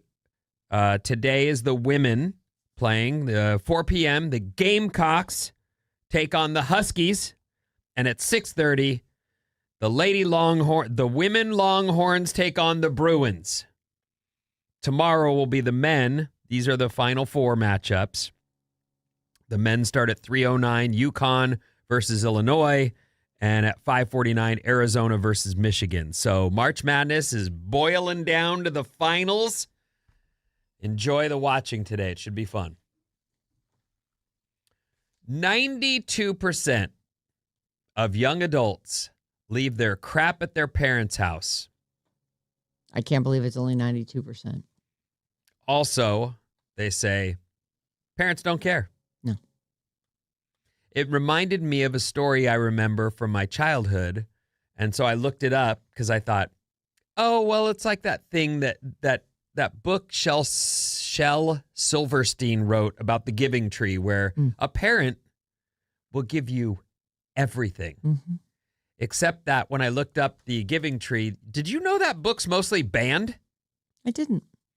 They say that book is a horrible I was sitting there going, what? It's about someone who's using someone their whole life. Yeah, so I thought that was, and I don't think of that as in the end, way kids he's treat already parents. cut it down, and then he sits on the stump. Right. And the the stump is like, I'm glad there's one more thing I can do for you. Mm-hmm. The Giving Tree by Shel Silverstein is controversial because it depicts a deeply lopsided, potentially toxic relationship between a boy and a tree, sparking debate on whether it models unconditional love or damaging codependency. I just thought it was that parents will give you whatever in an effort to help you. I'm sure he wasn't trying to show how toxic a relationship can be. I'm sure it was just like this tree just gave and gave. How much love? Right. Anything it had to give, it gave to you. Well, and that is a lot like a parental relationship. I had no idea, though, that it was controversial. I didn't either. Well, now you know. Yeah, I can see it. Well, yeah. I can see it. I was always a little mad at the boy as he became a man. You're looking through a lens and you just step aside and go, oh, yeah, I see that too. Yeah. Yep. Okay. Not good. Yeah. It's probably why 92% of kids leave their crap at home. Well, At Because we first, read them The Giving Tree. I just was thinking, parents, they just, that's an easy ask. By now, if you're old enough to leave the house and you're going to go out into the world, the ask of, can I leave my crap here is nothing. Yeah. Right. Does it include you leaving? Because if so, then yes, I will box your things and put them in the attic. I have a couple boxes for each of my kids in the attic. Right. Like, bye. Empty Bye. nesters, do you still have boxes of your kids' stuff that they left when they moved out and still haven't come back for? Of course you do. The real question is, how many truckloads is it? According to a survey, 92% of young adults have left their belongings with their parents when they moved out. For some, it may just be old clothes and school stuff. For others, it's an entire room full of everything, whether it's stuffed animals, the old desk that you bought them when they were still in high school, whatever. Yeah. Well, if we had not touched our kids' rooms after they left, there would have been, but we threw away everything that, like, no, we're not keeping your furniture. You take it with you, or it's getting. But I think Riley's got a couple boxes of books and some keepsakes from school days and stuff. I just feel like there's no need to like preserve your. I was like, I need that room and I need that room. This is fantastic. Clear it all out. Erase those kids from these rooms. Won't have it. I still have boxes at my parents' house. I'm 52. My parents moved out of the house I mostly grew up in. It's been 15 years now, and they were like, you have like 10 boxes in a closet here. Do you want to come? And I'm like, I don't know what's in them, and I don't miss them. Please put them in the trash. And so they did. I don't know what was in there. Probably it was a bunch of horse stuff, I think. Oh. All my old horse statues and toys, and The whip. Yes, the whip. All my championship ribbons. The Lottie, what are those pants called? Jodhpurs. Jodhpurs. The breeches. They're just breeches.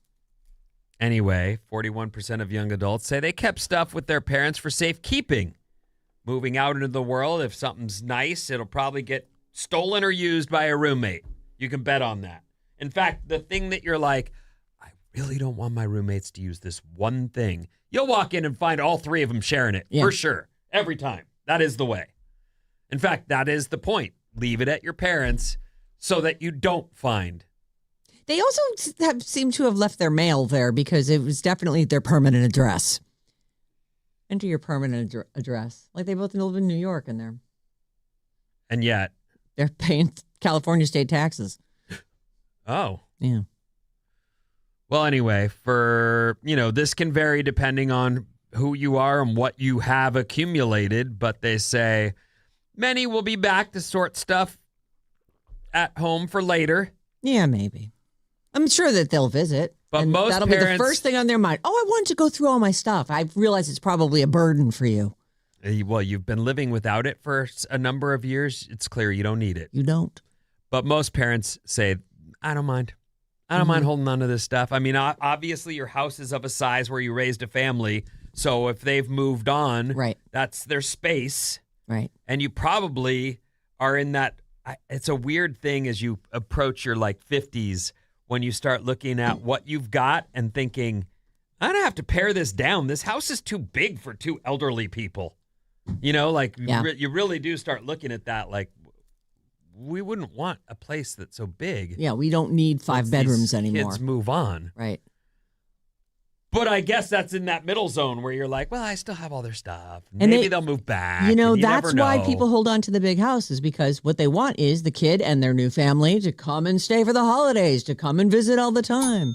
Hanging onto a big house makes sense. It's like the family home base.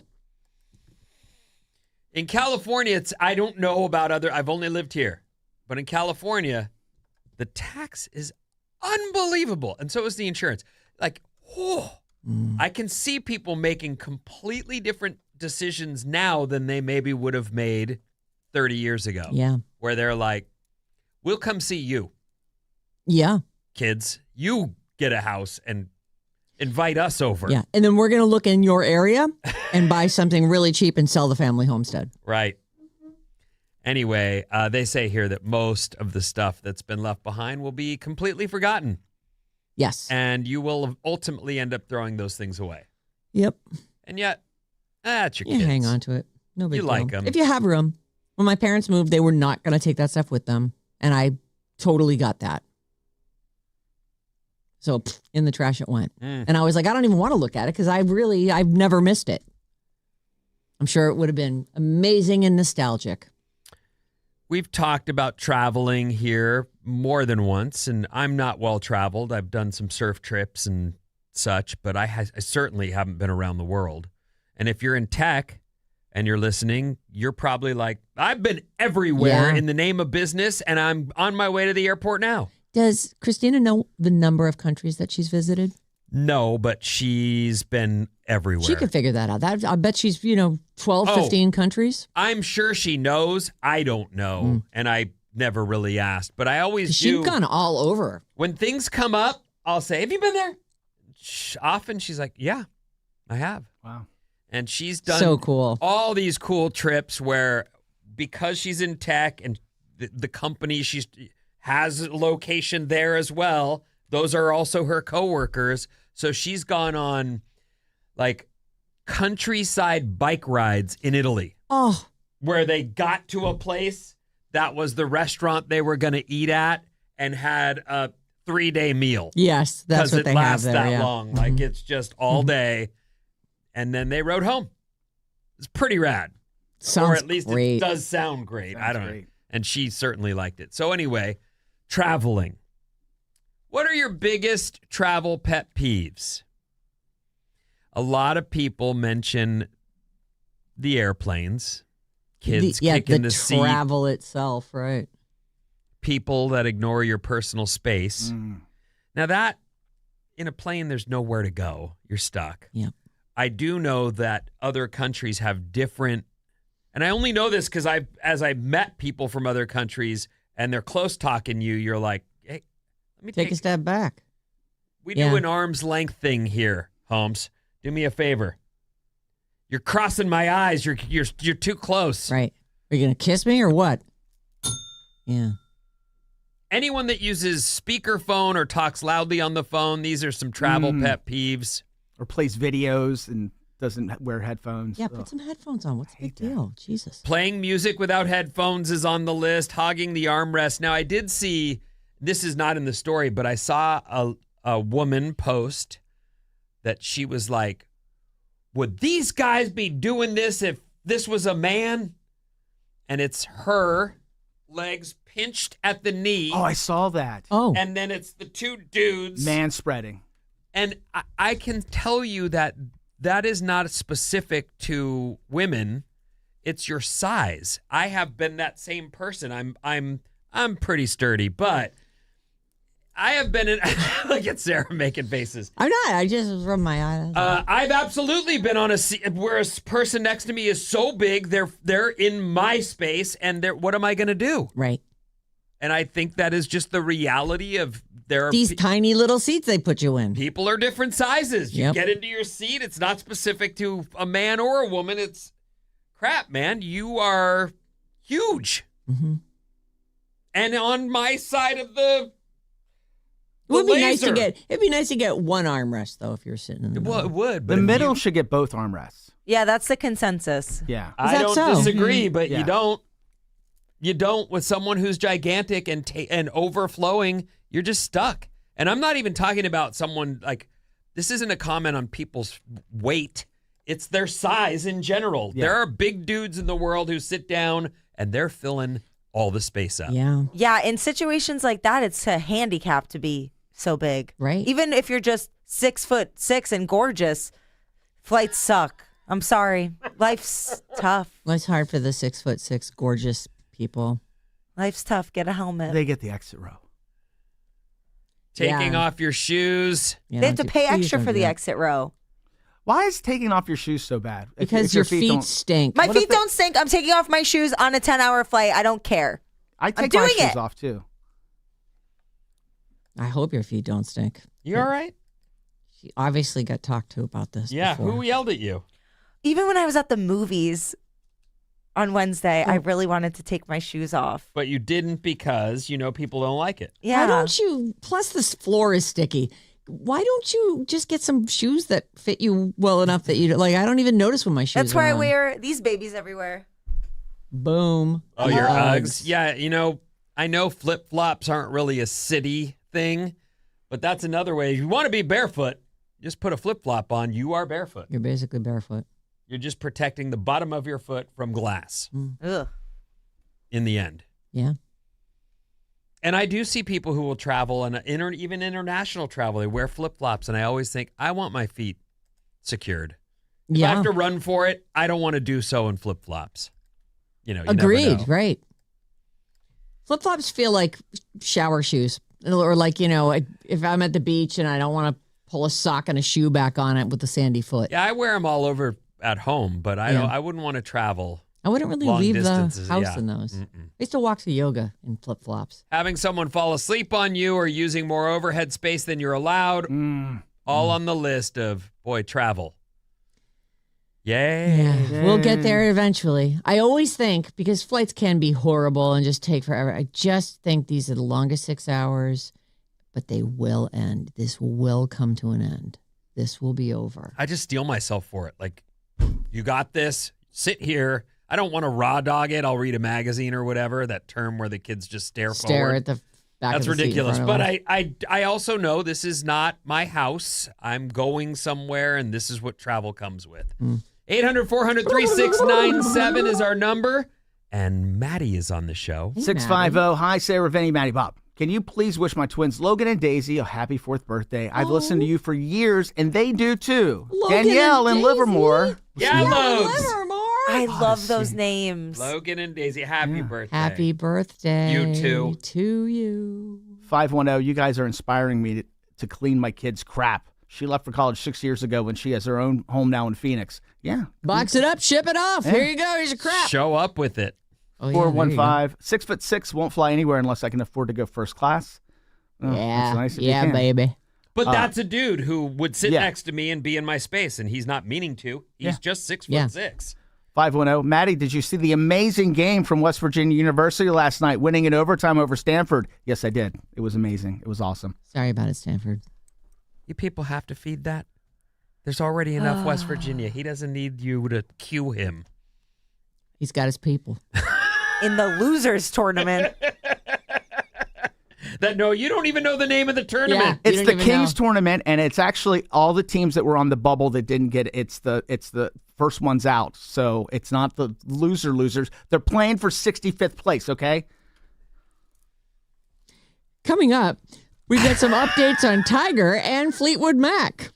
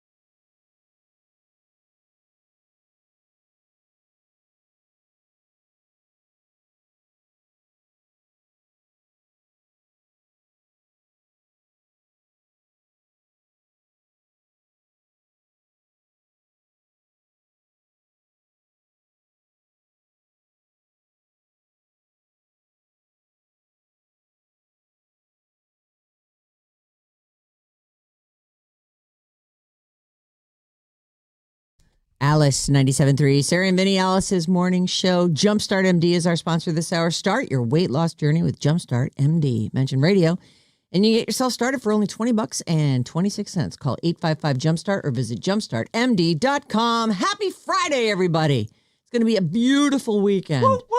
You can call us or text us, whatever's on your mind. We love phone calls, but text works too.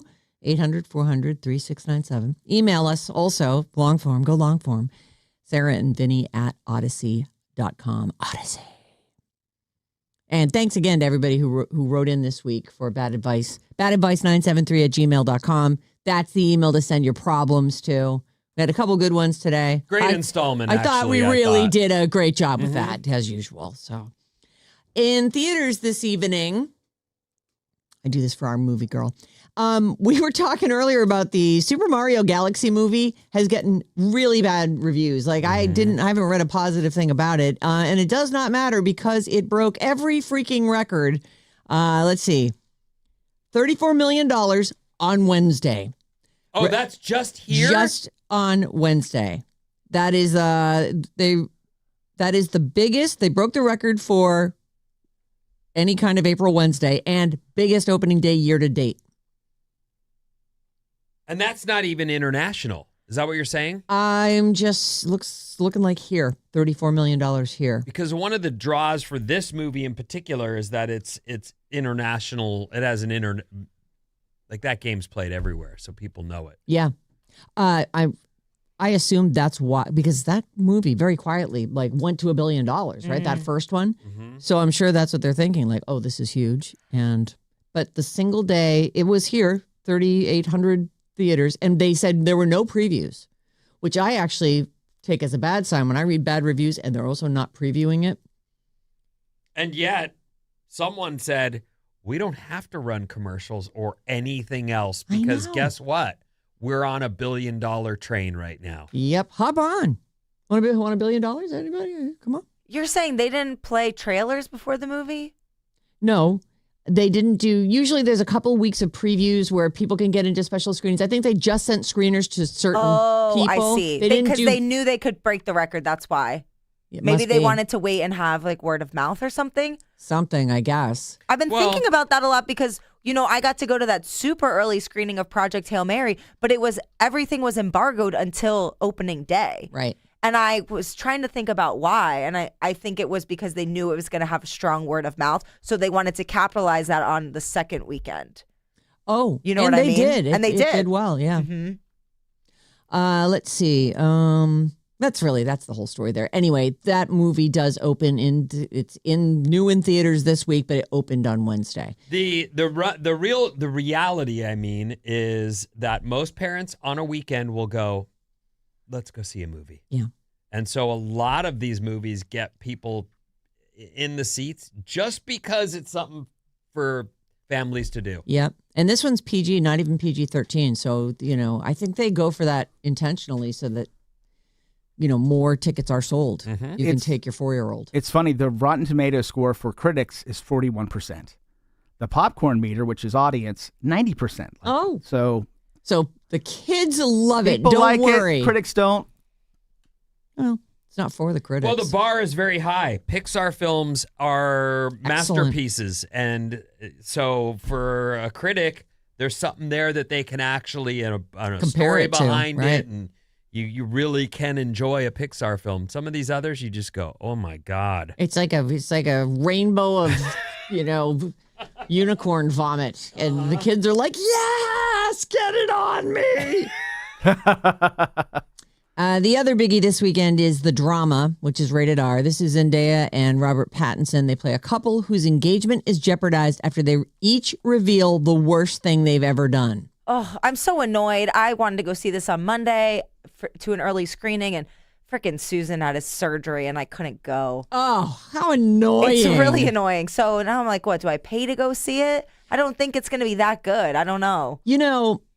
There are a lot of spoilers out about this. Like, I know what her dark secret is. I've avoided. But I'm not going to say it. Don't say. And I actually did think to myself, I can't believe they revealed that in some of the reviews I read. I'm like, well, thanks for telling me what the big reveal is. I love the premise. I love that premise. The idea that you have something that you like. Here's the darkest look at whatever I've done, and you share Come it. here and see what she. Come here and Okay. see what she. I'm not gonna. Let's just see what you. Here it is, right there.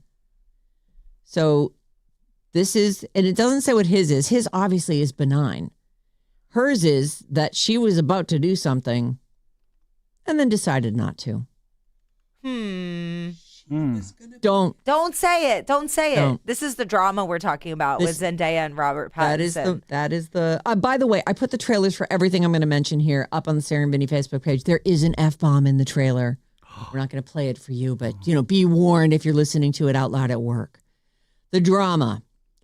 I know. Look at Vinny. Look at Vinny's face. And it's revealed everywhere. The first story I ever read about this movie said what her thing was, which to me is like, that's a reveal I want in the GD movie, not in your review. That is, How could you I can see where the conflict comes from in this movie. well, so I live in a world where the worst thing you've done is underage drinking. I don't. Yeah. Oh my God. Right. I'm not saying that's the only bad thing, but I'm saying that's what I think. I slept with my best friend's Fiance, friend, right, like whatever. that kind of stuff. This is so much darker than that. Oh. Yeah. Yeah. Just saw it. I am. I'm intrigued. Crap. Now I have to go pay $20 and see it. I am on the verge of saying I want to break up. Yes. Yeah, So, and let me give you the tagline one more Exactly. time. Here we go. The drama. It's rated R in theaters this weekend. Zendaya and Robert Pattinson play a couple whose engagement is jeopardized after they each reveal the worst thing they've ever done. And we find out her dark secret is this thing that we're not going to say. And if you have somehow managed to not hear this, because I swear to you, if you've read anything about this movie, it's in every story I've looked at. I think that's a secret worth keeping. Yeah. For Avoid reading about it if you're going to see it. Yeah. For sure. 'Cause maybe it's a they big reveal it in the first 5 minutes, and it's not that big a deal. But damn, that would definitely set someone on their heels to going, you're not who I thought you were. That's your secret. You should have kept that one. We were better 5 minutes ago. Oh, I am. I would be glad that got shared with me because that is a lot. A lot. That is not on the list of things you couldn't guess that. Wow. And what was his? Do you have his? Who cares what his was? Well, his his is was probably like- I slept with my best friend's girlfriend or whatever. Right. His was like a normal bad thing that people do. I stole a candy bar. I tried to rob a 12er from a beer truck. And the thing is too, like people have their little secret things that they allow themselves to think about, whatever. But this was like she had a plan. She decided not to do it. Okay, that's enough. Whoa. On your TV. I am shocked. I know. And I haven't seen anything about that movie except these two talking. Like I haven't seen ads. Didn't know. And wow, that is, whew. Today on Peacock, the streaming premiere of Five Nights at Freddy's 2. I don't know who this is for, but enjoy. If you'd like to. There's some kind of like dolls or something in it. Anyway, I put the trailer up for you, but I didn't look at it because I don't care. Friday, sorry about it. Friday on Hulu. That's today on Hulu. Pizza Movie. This is a comedy starring Gaten Matarazzo. That is I think I'm saying his name right. He's a kid from Stranger Things with the messed up teeth. He's so cute. Okay. He plays a shy college student who's dosed with an experimental mind-bending drug that turns his simple pizza run into a wild night of hallucinations, absurd encounters, and unexpected revelations. Oh, that sounds fun. Sounds a little like Harold and Kumar Go to White Yeah, Castle. totally. That's okay. Which Everybody is great. loves an LSD trip story. Sure, right. So that trailer's up as well. If you want basketball, you got it. All weekend long. Saturday Night Live is going to be hosted by Jack Black, and the musical guest is Jack White, which is fun. By the way, I watched the Lamar Odom documentary on course you Netflix. did. Of course I did. It's really good. And Chloe's in it. And I'll tell you what I didn't realize was how young she was when they got together. She was like 23, 24, when they met and God, got married how long 30 has it days been? later. Holy crap. That was really her first love. But you talk about, she looks back and goes, I was such an enabler. And, but you don't know that when you're with somebody that's an addict. You're just trying to help them, you think. But it's good. I mean, because you get... She was the giving tree in this. Yes. She was a good partner despite being a Kardashian and being in that world, which seems as empty as it gets. Yep. Like, it's all superficial. When he what do you needed have? her. She was there. Yep. And that was after they were already broken up. Their marriage was over, and she went and got him and helped him and spent the next couple years with him. Their divorce had got caught up in court, so they weren't officially divorced when he OD'd. So she was probably notified. So she got to go to the hospital, because when she got to the hospital, there were like drug dealers there looking for money, just all kinds of stuff. Lord. And she was like, boy. no, we got to get out of this. But what he did to her after was just unforgivable. Getting that doll, I agree. No, pretending he was still couldn't talk when he could. And was getting crack and like. Oh, I didn't know that. We don't know this. Yeah, that's all in the. It's in the doc. Is that a spoiler? Not really. It's okay. It's a documentary. That Go actually watch makes me go, maybe I should watch it. But you won't. I won't. It's true. I won't either. I'm Me going to either. do this. It turns out there are people who are into the Bravo sphere. Sunday, 8 o'clock, the 17th season premiere of The Real Housewives of Atlanta, for those of you who've been waiting for that. The Miami one, I think, is canceled. Mm-hmm. Yeah, they were like, no, this one sucks. I think they've canceled it a couple times and brought it back. Oh. I've never watched that one.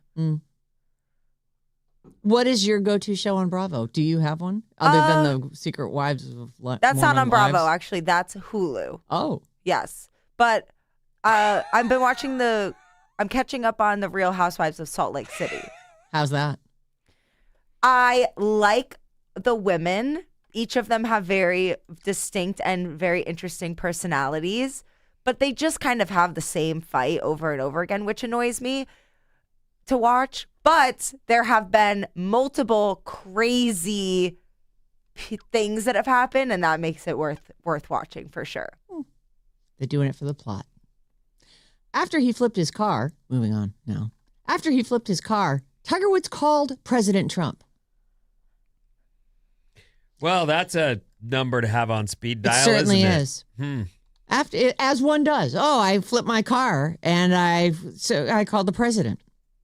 I figured, if anyone can help me, it would be him. Footage from police body cams shows Tiger failing field sobriety tests. At one point, he walks away from the cops and gets on his phone. They call him back, like, dude, we're in the middle of a sobriety test. He says, oh, I was just talking to the president. The video also shows Tiger hiccuping multiple times. Yeah, during his he test. hiccups in like all of the videos when he's in the car and everything. He's got like serious hiccups. Which is a thing that drinking. Yeah. And yet he's not drinking. He's on pills. Maybe he had something spicy. Sometimes I get the hiccups from something spicy. Well, Or maybe he's just like, oh no, I've done it again. I mean, if you're a police, I assume you're like, this guy's been drinking. Yeah. And then he doesn't blow. Right. He was a zero. Do you have the audio? Can Yeah. you hear the audio? He's not Yeah. going to swear, is he? No. That is a lush Florida road. That looks like someone's driveway, for God's sake. It's like jungle on both sides. Okay, so this Very is well body maintained cam. and manicured. Body cam footage. We'll get it when he gets to the. Oh. Oh, wait, he let him walk that far away? Yeah. Get you to hang out down here with us, please. Thank you so much. All right. You got it. All right. Thank you. Bye. Say again? Just keep you down here with us, please. Yeah, I was just talking to the president. Honestly, he doesn't look effed up right there. Yeah, that was so. Did you see that? That was like just so dismissive. I'm going to throw up. All right. You got it. All right. Thank you. Bye. Thank you. Bye. Love Say you. again? Just keep you down here with us, please. Yeah, I was just talking to the president. Okay, remember when we were talking about Justin Timberlake's DUI footage coming Right. out?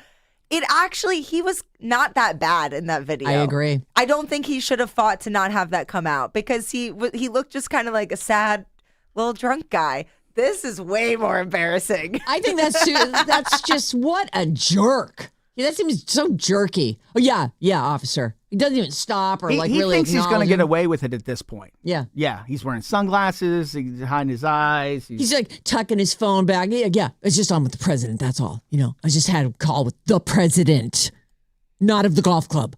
The president. Just keep you down here with us, please. Yeah, I was just talking to the president.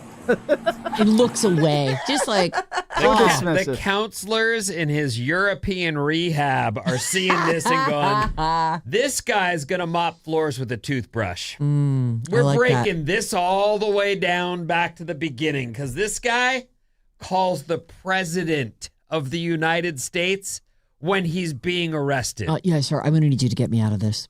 Jesus. And he said no, I guess. I don't know. I don't think I can. I tell you what, I know this great rehab in Europe. Oh, somewhere. my Lord. I was just on with the president. Yeah, The president of what? I know. Your HOA. The video also shows Tiger hiccuping, and you can see the police finding hydrocodone pills in his pocket and then cuffing him and putting him in the back of a squad car. He's pleaded not guilty. At this point, I guess he doesn't feel like he's ever going to be arrested. He is so far away from them. He's like all the way down this street, like kind of hanging in the woods. Like what? You've been in a car accident? Oh, And boy. let me tell you something.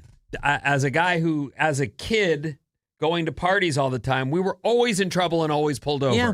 And if you, first of all, we would never just put something in our pocket. But if you got far enough away from the police that they couldn't see what you were doing, you would throw those in the bushes. That is not something you keep in your pocket. Right. To be found later. Like, there he is. They're finding his stuff. Maybe he forgot. You'd walked away. You could Yeah, I have. really don't understand why they let him want. Maybe this is before. I don't Is it think possible so. this is before? No, Didn't he because crash? now he's cuffed and now they're searching him. Yeah, they didn't uncuff him and just let him wander off, No, right? no, that and now they're finding it. That I can't. What that an idiot. speaks to How under it he was. delusional he is. Yeah, absolutely. Well, I don't want to get rid of these. These are I need these hydrocodone Right. pills, obviously. He seems a lot less inebriated than I sort of expected him to be. Anyway, he's pleaded not guilty and he's leaving the country for treatment. So there you Good. go. You're updated. This is the lady who threw some kind of liquid on Lindsey Buckingham, best known as the guitar player for Fleetwood Mac. This happened yesterday in Santa Monica. He was headed to some appointment, and a woman who apparently is the same woman that he's been familiar with has a restraining order against her. She's 54 years old, and she says, "That's my father." So that's where she's at. She's admitted to a local news station that she visited him last week. He'd been approached by an assassin. She didn't visit him. She threw stuff on him. So unknown substance still. I still have not heard them call it water, or we know it's not acid. She has not been arrested. And this actually happened March 25th. This wasn't this past Wednesday. It was the Wednesday before, I think, because they're saying it was widely reported more than a week after it had occurred. I So- feel for this guy, and I'm not a huge Lindsey Buckingham fan or anything, but no Right. one should, man or woman, have to deal with someone being following you, stalking you like that. It's not right. And the whole throwing something, wouldn't you think I just got acid thrown on my face? Yes, Oh I my would. God. I would be panicking. Yeah, that's It would be the first thing that flashed into my mind. But this is the reality. Unless it was obviously something else. We all have rights, including people who stalk people. Right. They seem like they have more rights than other people. I wanted to mention this. This is a series of books that I have read. There are 7 of them. The 8th one comes out in May. Harry Potter. It's not Harry Potter. Oh. And it's I believe that there's supposed to be 10 altogether. So I read. I love to read. I always have Me at too. least one book going. And a friend of mine said, "You should try this book, Dungeon Crawler Carl." And I'm like, that is the stupidest name for a book I've ever heard. I'm not reading that. And they said, "You would love it." And so I'm like, all right, I'll bite. And within 1 minute of starting that book, I knew I was going to read all of the books that were available. You find within the first chapter. What's it called again? Dungeon Crawler Carl. It gets off to which I appreciate. I don't want a bunch of backstory. Give me some action right off the bat. And that's where this starts. And it just goes, I kind of don't want to tell you anything about it as far as the plot of the book goes, because it is so weird. But I have found myself laughing out loud as I'm reading it. I'm shaking my head like, oh my God, I can't believe this. Plus, it's super crass. It's very like, it's how you and your friends talk to each other and you're just kind of crass about things, or it's just kind of unapologetically lowbrow. It's really fun and interesting and stupid and amazing. It has been... it looks like Seth MacFarlane and I guess his Fuzzy Door production company and a guy by the name of Chris Yost, who I think is going to adapt this as a screenplay. They are going to make a series.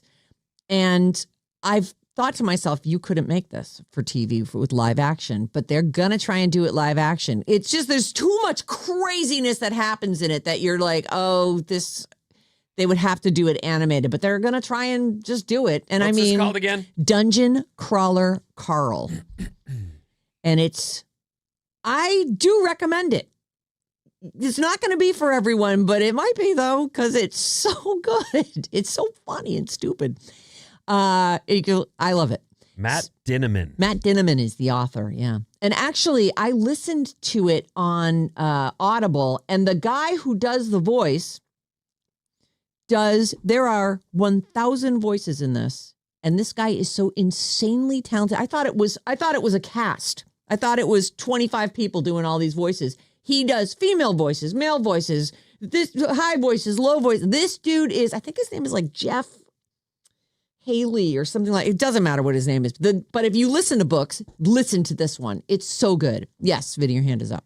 Is the game about a fictional game, or is this a real game that has been fictionalized in the series? It's a game that's been made up for this series. For the series, okay. Yes. But don't read a synopsis of it. I'm telling you, I went into it completely blind saying that's the stupidest title I ever heard for a book. And it is I cannot wait until May 12th when the next one comes out. And there's still a couple after that. Love this book. So if you are like me and you also, please text us 800-400-3697. Let's be enthusiastic together. We've already got a bunch of texts in. I love Dungeon Crawler Carl. Hi, I'm on book 3 of Dungeon Crawler Carl, and I love it. I'm excited. I've gotten it into the series so much. Yay. Missy, my boyfriend from the 925, absolutely obsessed with Dungeon Crawler Carl. We now have a Persian cat named Princess Donut. Oh, of course. It's definitely catching on. No one will ever name another Persian cat anything other than Princess Donut. Anyway, I love that Seth MacFarlane, I love his sense of humor. I love the Family Guy. I didn't love the Star Trek-y show that he did, but it did have that. Yeah, it had that sensibility. Just kind of, he's very lowbrow, but in kind of a smart way. It's weird. So they've got it. Fuzzy Door is producing it. It looks like Peacock is developing it. So we may see this. And I guess that the Matt Dinniman, who wrote these books, had been he wanted to make sure that if it becomes a TV series, it does it right. And he says he feels good about this. And he pointed to the movie Ted, which is, it's a CG teddy bear. And he was like, well, if they can do that, maybe they can handle this. So there you go. Now you know about Dungeon Crawler Carl. All right, Vinny, what's coming up in the news? How does your 401k measure up? A chicken coop? And more after these.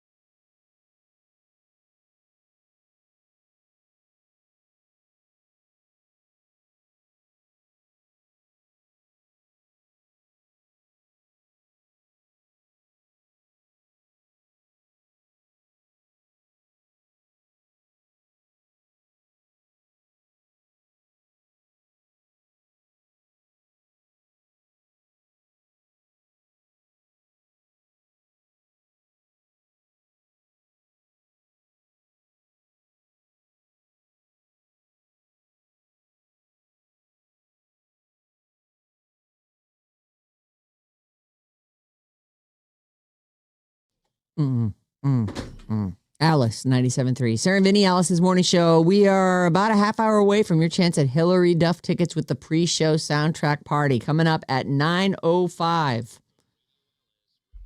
What's up, everyone? This House Report is brought to you by Fremont Bank. Where you choose to bank matters more than you might think. At Fremont Bank, your money stays right here, funding scholarships, supporting food banks, and helping local nonprofits thrive. That investment back in our communities creates a ripple effect. See how at fremontbank.com. Good morning, everyone, and thanks for being here with us. Sunny and 70s and a really nice weekend ahead. In fact, by Sunday, we may see some places hitting the 80s. Sounds delightful.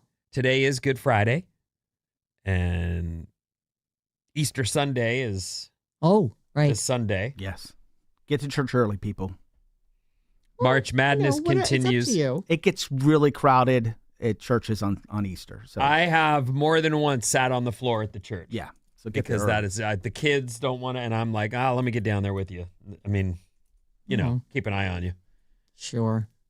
Standing like a grown up and don't sit in my pew. in my nice pants. You going on an Easter egg hunt? I don't know. I'll just, You're along for the ride. I Got it. am Okay. happy to All be right. here. Just happy. Speaking of family, I have family somewhere in this building that I have to go find after we're done here. What's that Mark, where are you? I have my wife's side of the family. He's a big time engineer. In fact, we often talk about as he's an engineer, we have engineers here. They're the smartest people in the building, not the most social types, but it's one of those things where there's a relationship we have going on where they're always like, oh, I see. So we fix everything and build everything, and then it's us that broke the stuff. And I'm like, you get it. You totally get it. You guys then. are so smart. You It's are really true. smart. You understand it's your fault. He's like, no, I do. Yeah, it's us. Mm-hmm. We don't use the things that you guys break, but of course it's us. We didn't break it. It's obviously you. You just didn't build it good enough. We just came Try in again. and it didn't work. We came in, it didn't work. We're like, actually, What that did you is do? true. In this building, we just come, and I actually don't even blame them. I blame like the studio sprites or something. There's somebody in here making wooden shoes all night long. Mark and I have had this conversation many times, and he's very much like, no, I get it. Yeah, I understand. So why is Mark in the building? He's doing something in the building. He works here for this week. I don't know what. Maybe where they're upstairs, doing all the construction? I don't know. I got to go find him. I just got the message that he is here, and I have to go find him. But that wasn't what I was trying to talk. Well, family. Yes, I'm gonna Easter egg hunt. I'll go to the church. Yeah. Just tell me where to be and what pants to put on. You gonna eat ham? I'll probably eat ham. I mean, that is the thing, right? I think so. Yeah. Yeah. Ham, scalloped potatoes. You gonna eat ham, Bob? Yeah. You doing a big No. Easter thing? No. Well, I'm definitely going to have some fun on Easter, but nothing to do with ham or Oh, is there Jesus. something happening in town that you're there's gonna... a lot of fun stuff Oh, happening. okay, I can't wait. Bob is going to do her segment of here's what you can do this weekend. Oh, fantastic. Not right now. Oh, okay. Next news break. Great. I look forward to it. I do too. I like knowing the party people are getting out. March Madness starts back up. The Final Four starts today with women at 4 p.m. and the men start tomorrow at 3-ish. But we've got the Final Four happening today and tomorrow. Go. My bracket's busted, so I don't go. Do I have anybody left? No, I think I've got Arizona left and, Oh! and Michigan. I have Michigan. But I have Arizona going to the final and not Michigan. Oh. Oh, okay. I So it's see. me against you then. I had a lot more points in the first round than you did. But it doesn't really all matter. matters. It only that- matters who wins the whole thing. Okay. Yeah. Okay. Oh, he's a pre-sore loser. No, I do the brackets by points, but Yeah. Yeah, No, I but don't the do it points by at the that. end are worth way more. yeah. And it doesn't really matter how many points you got if my team went all the way. I mean, I feel like that's the real winner. No, I think if it doesn't, I really think the points exponentially outweigh. If you pick the winning team, I feel like you win, right? Yes. I guess we'll know no, on Monday. Sarah, you picked Michigan State. Oh, that's too bad. I And thought you they- said I picked the right Michigan. No, you'd pick Michigan that's too State. bad. Well, so then you're this done. is moot. And then Vinny's. But I Vinny's did done. like your argument, and I appreciate the support. You're such an ally. Ally. So I'm going to claim championship already then. One of my favorite Joey quotes. It's moo. I'm sorry, it's moo? Have I been hanging out with him too much, or did that just make sense? It's like a cow's opinion. It doesn't matter. It's moo. It's moo. Oh my God, I just had a head rush. That's so fun. Okay, first story. Blind runner to use smart glasses during a marathon in a world first. Clark Reynolds, who inherited retinitis pigmentosa, will race in a marathon in England on April 12th. He's going to wear smart glasses in the marathon paired with an app. And of course, this is a charity, so he'll be raising money. So it's really cool, but it's the Brighton Marathon on April 12th.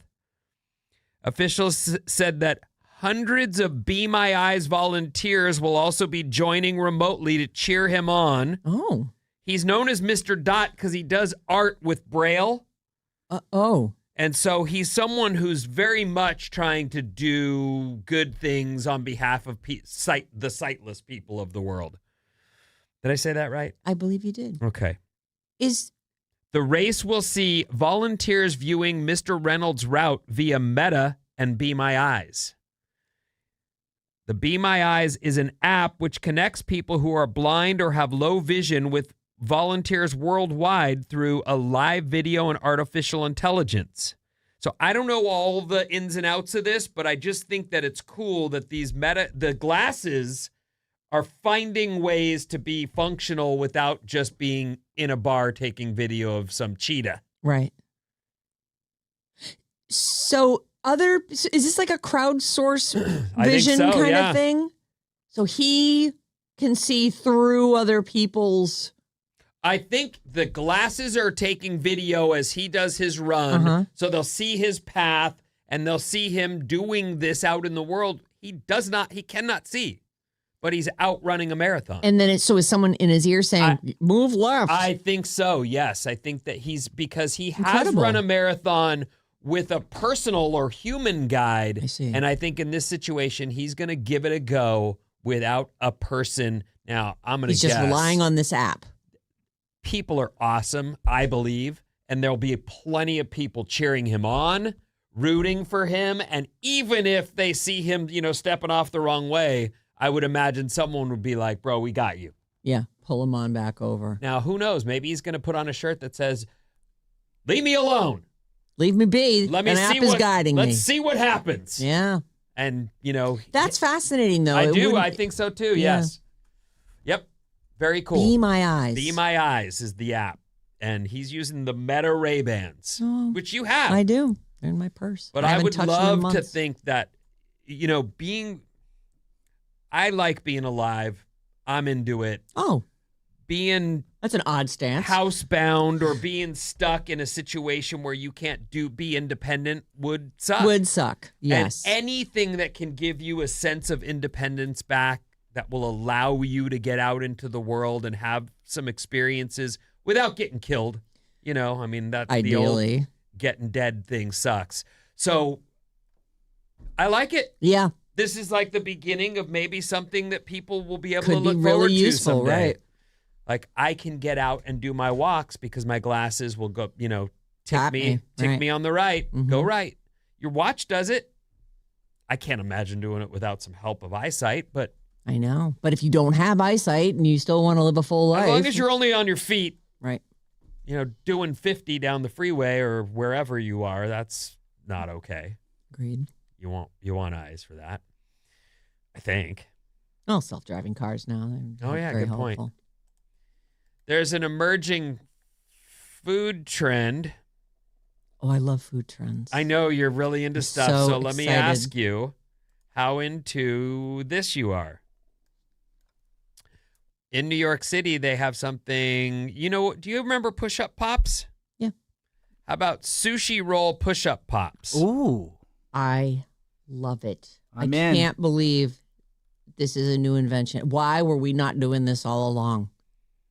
Then I can take the size bite I want, and I don't have to take the giant chunk you cut me. Oh, my God. Where do I sign up? Where do I get this? I can't believe you're into this. Why? Why would you not be? I can put put what I want onto each little bite. Oh my God. And I push it out. I dip it in my soy sauce. Yes. This is fantastic. Like a little wasabi. It's a holder. Oh God, they're huge. You They're would like this. I love it. It's like a sushi burrito with a push pop technology. Yeah, push pop technology. I love it. You don't love it. I love. Oh my God, they're elaborate. That one's got Tobacco all over the side of it. These are amazing. I can't believe it. What? I can't. They're the best inventions in sliced bread. I'm surprised San Francisco, step it up. Oh, this isn't in San Francisco? No, this is in New York, but it's. I gotta send that to my kid. I have to. Suka. Oh, he could go do this. Yeah, Suka Sushi _ New York. All right, I'm gonna make him go get it right now. She's doing it as we speak.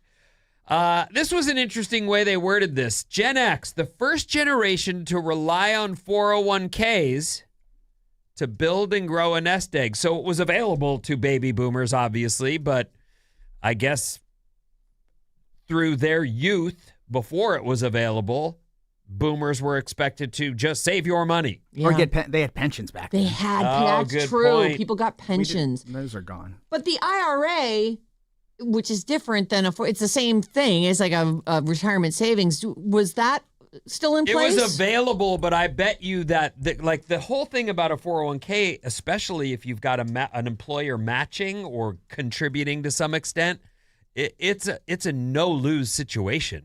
Like, you really should be in that if you're actually at any age. You should be contributing what you can, especially if your company matches.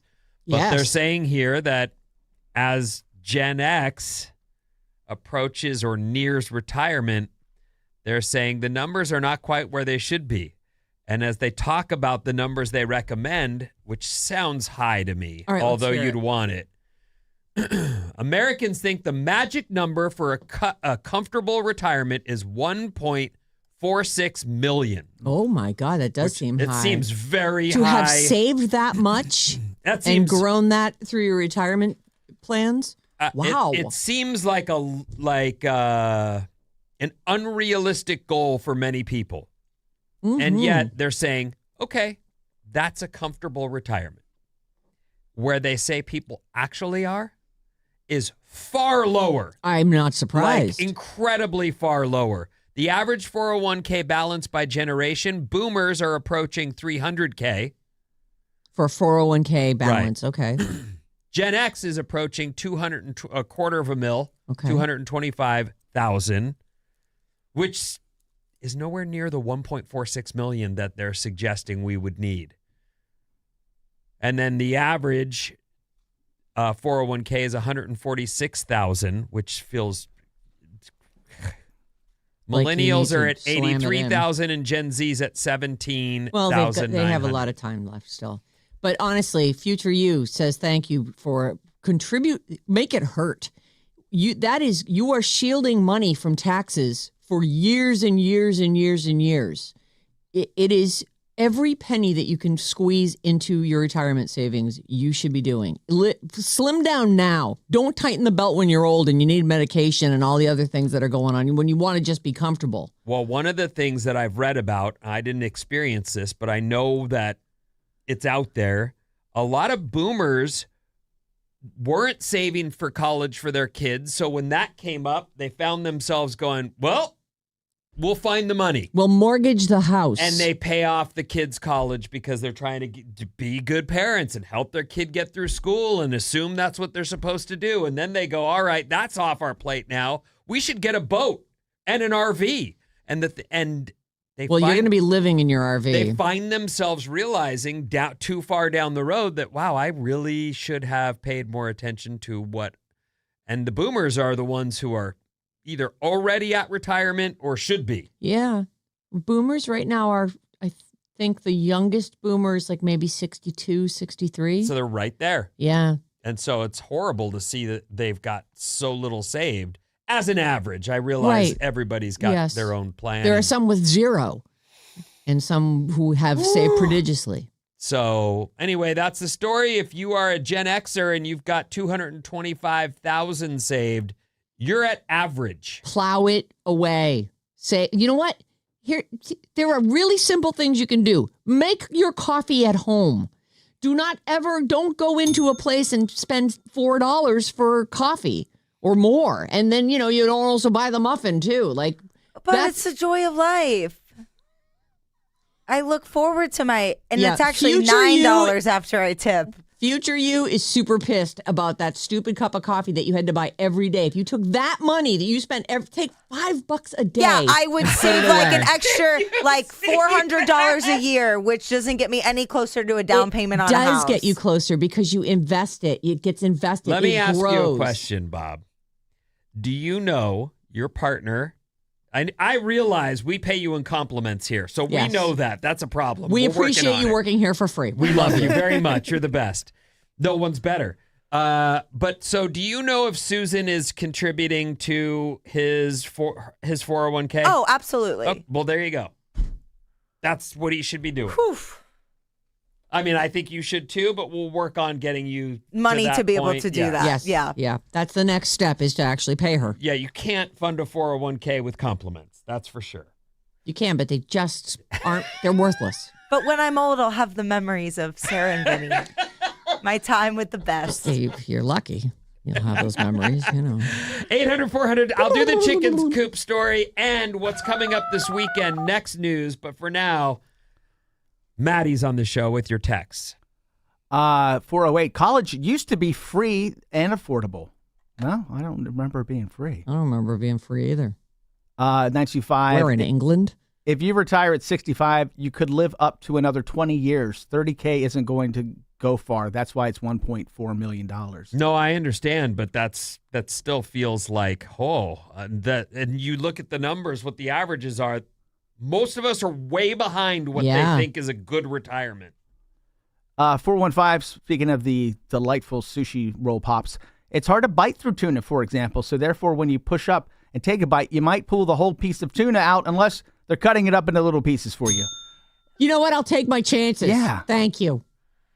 Maybe they do cut it up. No, they roll it up, and then you've got the paper, so you can kind of like, Take a bite. use your tooth against it. But have you ever tried to eat a bite of sushi in 2 bites? The seaweed is kind of hard to get through. That's what your incisors are for.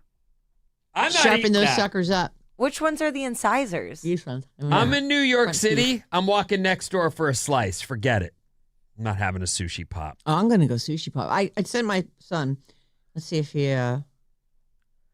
No, it's my mom just saying that she's complaining about the app. Your son's way too cool for a gimmick like this sushi Oh no, pop. kid will eat sushi off a sidewalk. Like he is going to be down.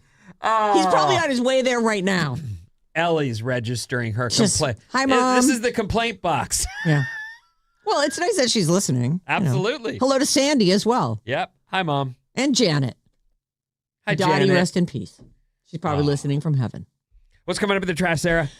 Hillary Duff tickets and that pre-show sound check.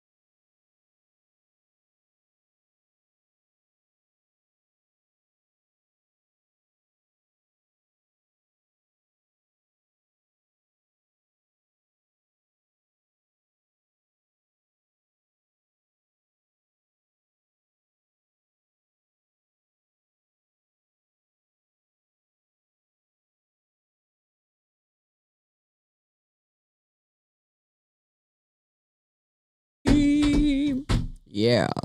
Alice, 97.3. Sarah and Vinnie, Alice's morning show. I don't know when she's going to post it, but man, that Bob is all over social media. We just did a kick-ass We're TikToking. Project Hail Mary thing. Amazing. And Yeah. I didn't have to twerk. No. Not this time. Maybe next week.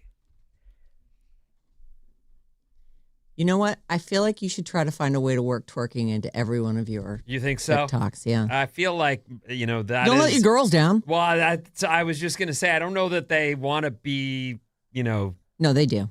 They Deep can't down be inside. proud of dad that he's out No, at work of course they're twerking all the time. Very proud of you and your moves that you have. Edie wants to come in here so Oh, I bad. can't It's wait till very she does. cute. She's like, she said, "Are you off tomorrow?" And I go, "No, I have work." And she goes, "I'm off tomorrow. Can I come in?"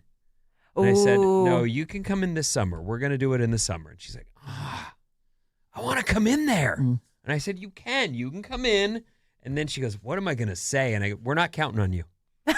Don't worry about it. You don't have to think up stuff It's to all say. good. She wants to have a bit ready. We will talk to you if you want. Everyone will ask you questions if you want to come on. But if you feel shy, just say you feel shy, and that's fine. I'll send her some prep, and Oh, we'll That's a good idea. we'll put together a I'm segment. going to put a game together for her, you Yeah, know? let's do I it. just thought it was so if she's in the backseat. I'll give her a quick what spelling will bee. I say? I love that. I can't wait for her to come in. It's going to be fun. Didn't Isla come in one time and she got sick on milk on the way in? That was when she was like 3 or something. She was drinking milk on Highway 17 and barfed. Oh, boy. And mom didn't have any backup clothes and turned right around and went home. Said, we're not coming in. Right. The end. But Isla did can't come in like 2 summers ago. Yeah. She's whatever She's it been in this studio. building, She's yeah. been in here. Mhm. Yeah. And she beat me in Are You Smarter Than a Fifth Grader? Oh, let's see if you're smarter than a second grader. She's a second grader? Mm-hmm. Oh, we can do that. We can Yeah. put a quiz together. hell yeah. There we go. Yeah. Little spelling bee. In. Pronunciation. I mean, both of you probably are really good at pronouncing things. Oh, that's just Oh. real nice of you, aren't you, someone? I'm going to confiscate your degree, your diploma. Okay, it's time to give away. I know everyone's like, shut up and give me the code word. Hillary Duff tickets with the pre-show soundcheck exclusive party. It's amazing. Here's how to win. Take this code word, dancing. DANCING. Dancing is this hour's code word. Take it to radioalice.com and enter it on the contest page for your chance to win tickets to Hillary Duff's concert with that exclusive pre-show soundcheck party on July 11th at the Shoreline. This word is dancing. There'll be another word at 12:05 with Mason. And it's Jane with another one at 5:05. So lots of chances to win today. This hour's code word is dancing, and it's all courtesy of Atlantic Records. Take dancing to radioalice.com. Call or text us. We are available to you. We want to talk. 800-400-3697. And email us anytime. We have a general business email now, and it's sarahandvinnie@odyssey.com. We begin. Well, let me look at the show thing here. No big shows tonight. And I know we're going to hear about the stuff going on over the weekend. In a few. Olivia Rodrigo's new album is out June 12th. I saw the title. I saw that this is her third album. Did you see the artwork? No. It's cute. Come and take a look at this. What is it? What is the title? It's called, hold on, I closed You it. seem sad for somebody so in love or You something seem pretty like that. sad for a girl so in love. Yeah. She's wearing a very small pink dress, and she's upside down on a swing, kicking her little heels into the air. It's an adorable picture. So I've seen her live. yeah, and you liked it. I thought she was excellent. It's not a show I would go to by myself, but I brought Violet and my daughters, and the four of us had a blast. And that lady she's young, but handled an entire stadium, Incredible. which is It's impressive to that's see. harder that. than talent. Like you have to be. She's probably been doing shows her How whole old life. is she now? Yeah. Oh, she's been Early 20s. Okay. I bet 20. If I had to guess, I'd say 24. I'll say 23. 26. She's 26. Bob, are you looking it up? I I just assumed somebody in there was looking it up, and I saw you She's typing. young. I think so- she's 22. Well, I'll look it up now. all right, what did we all guess? So I said 20, you say 22, 23, 24, I think so, yeah. and I think that's what I 26. said. The answer is 23. 23. Oh, yay! Did you win? I did. I said 23. Mm. I don't know about you, but I'm feeling 23. Oh. Hilarious. Anyway, good for her. Yeah. In a previous interview with British Vogue, she said this album was, this is Olivia Rodrigo. She said this album was a creative challenge because she was writing from a joyful place. She's not used to that. She said, I realized all my favorite romantic love songs were beautiful because they had a tinge of fear or yearning in them. She said her track list is full of sad love songs. And one of them is what she thinks being in love feels like. But it's weird because it's like she's saying two different things. She says she's writing from a joyful place. It was a creative challenge, and it's full of sad love songs. Olivia's last known relationship was with a British actor by the name of Lewis Partridge. But back in December, it was reported that they had broken up. So I don't know if these are... why is she so just happy to be rid of him? And so maybe that's it. I don't know. or- She's for someone so young, and I'm not surprised. She's in a business where, grown-ups and young people mix. Whether they should or not is not what I'm talking about. Right. But she's someone who writes in her songs. Like my daughter is like singing along to "I tripped and fell into your bed" or whatever the lyric is, Yeah. and I'm driving down the road going, Well, it's funny because the first time I listened to that record on my own, I was like, oh my goodness, I like her more because I couldn't believe how filthy it was. yeah. I was like, she's definitely adult. but if I had had a kid in the car with me, I would Right. have been like, you know what? Turn that off. I do think if the worst thing my kids get into is Olivia Rodrigo, I'm off lucky. yeah, you are. So anyway, June 12th, something to look forward to. You seem pretty sad for a girl so in love. Okay.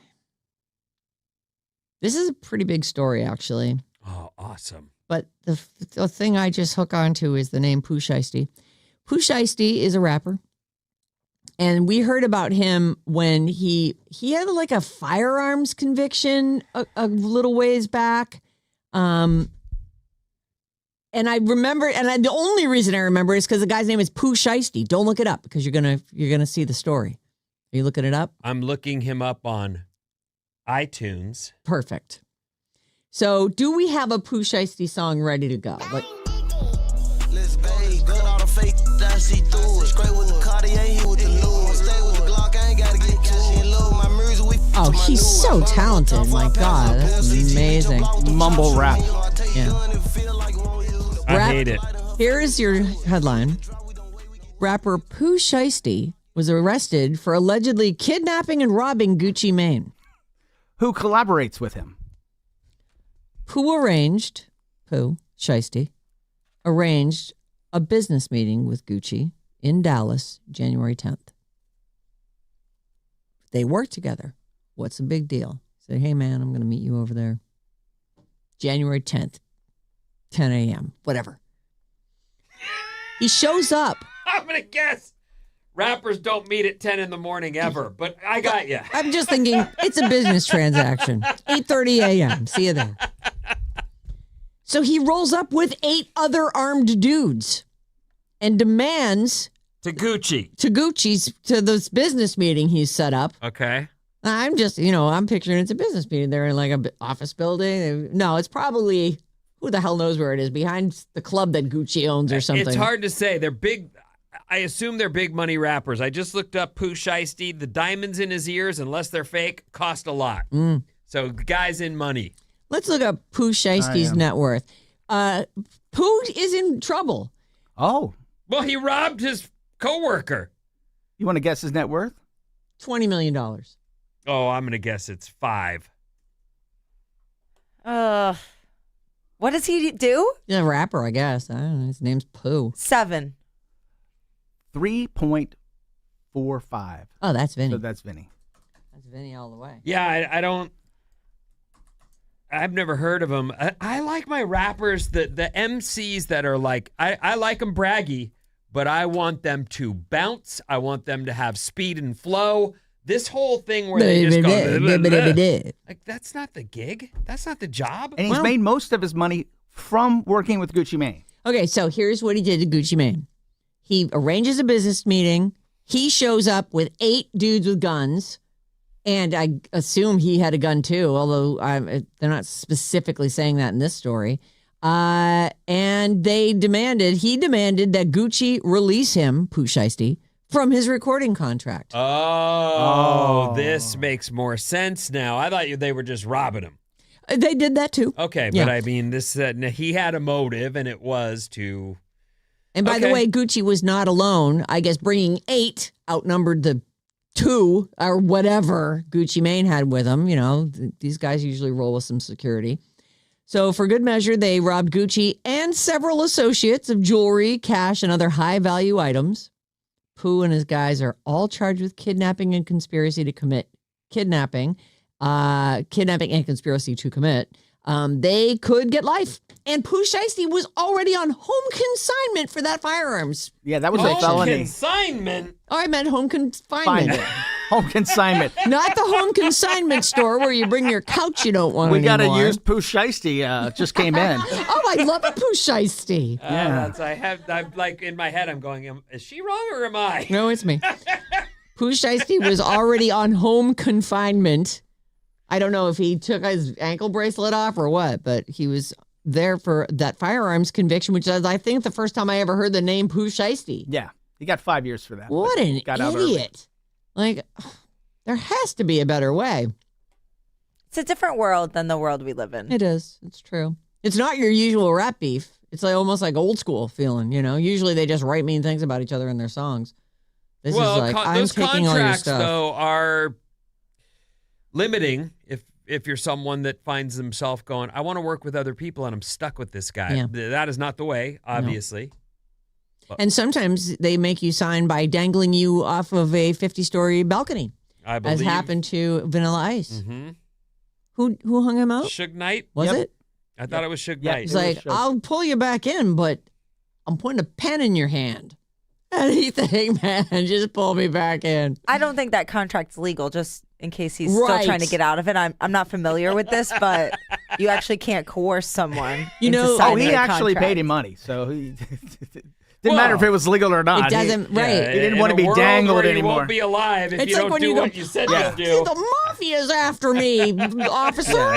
I really feel like you need to go arrest him. Like, okay. And then you're a rat. Yeah. Anyway, there's that. I'm sort of on the lookout. I guess maybe I'm liking too many AI things because I'm getting fed a lot of like stories about AI. This one is, I just think this is interesting, and it's because it's coming from an artist that I haven't heard of since the 90s. Better Than Ezra. What is the Better Than Ezra song? It's good. Good. And that's the name of it. You got that ready to roll? It was good together. living with you. Oh, it was good. I don't know if I know. It was a this. pretty big alternative rock hit. Yeah, it was a huge hit. In what decade? 90s. I think that this might be the only song I know from Better Than Ezra. Do they have like a couple of them? They had one other that I remember, but this was. I mean, Good this is song the was. one. This was song Here it is. was huge. Hold on a second. You got a thing here first. Oh, you got to sit through an ad? I probably have it in the library. Maybe That's all right. Oh, I- they're going to be here in May in Napa. Here we go. This is it. Oh, yeah. That's some strong bass right there. It would have been great if you had just like clipped the hook. Round the house. You know who I get these guys mixed up with is Toad the Wet Sprocket. Like Really? of that same era. Yep. Yeah. Of life, but there's nobody home. Yeah, we're going to get copyrighted on Instagram or on YouTube for this. All right. We'll pull it down until it gets to the hook. Leave because we're not even at that yet. Better Than Ezra have launched a contest. They're still around, kids. Yeah, they're playing in Napa May 23rd. Yeah. So the front man's name is Kevin Griffin. Are we at the Is that hook Bottle yet? Rock? No. No. Okay. Is it ready? Here we go. This is the hook. Crank it up. Oh yeah, I've heard this. Oh, you have? It's good. Not much though. Yeah. Well, you were a baby. But I would say, okay, that's good. Do you think that we played that at DRE? Abso-freaking-lutely, yes. I played this song so many times. So They are playing Bottle Rock, though, by the way. Are they really? May 23rd. Oh, funny. Oh, it is Bottle Napa Rock. Valley. Better Than Ezra have launched a contest for fans to write a new song with AI using something called Soundbreak. It's an AI platform co-founded by the frontman of Better Than Ezra. Oh, he's rich. Maybe, but I really feel like, most artists are sort of standing united in like, no, this is like a thing where you learn to play your instrument and you work on your craft of songwriting, just turn it over to a computer. I just found it to be somewhat disturbing. They're saying alt-rock veterans Better Than Ezra have launched a contest inviting fans to use AI to write a new song for the band. If you go to this AI music, it's all AI music platform Soundbreak. They announced the contest and the details on social media. This Kevin Griffin guy says, I'm excited to announce something that's never been done before. Better Than Ezra is teaming up with Soundbreak AI, which I own, by the way, to do a songwriting contest. And then it gives you the directions on how to enter. But Well, they just made our show. They sure did. And then there's another AI story that I wanted to tell you. There it is. OpenAI, that's ChatGPT, buys something called TBPN. It's a daily tech talk show. It looks like it's some kind of a podcasty thing. Okay. And they bought it. As in, you guys work for us now. Here's what we want you to talk about. OpenAI buys TBPN, a daily tech talk show to help drive, quote, constructive conversation about AI. You know what I've been surprised by? And I'm not... Go ahead. It's the Technology Business Programming Network. They bought the network. And they're going to be... They own it now. And all of these tech companies, Apple, Google, they're right here in the Bay Area. They're sitting on piles of cash. Mm-hmm. And I have wondered why they haven't considered jumping into owning radio stations or TV stations. Maybe there's laws against it. Maybe. That might be why, because I would think with all the cash they're sitting on, and they already have taken so much advertising from traditional means, why wouldn't you want to own all of it? Right. No, I'm not saying all the ways to reach people. And then you can... Maybe they feel like they don't need anything that's physically available in the universe, But then again...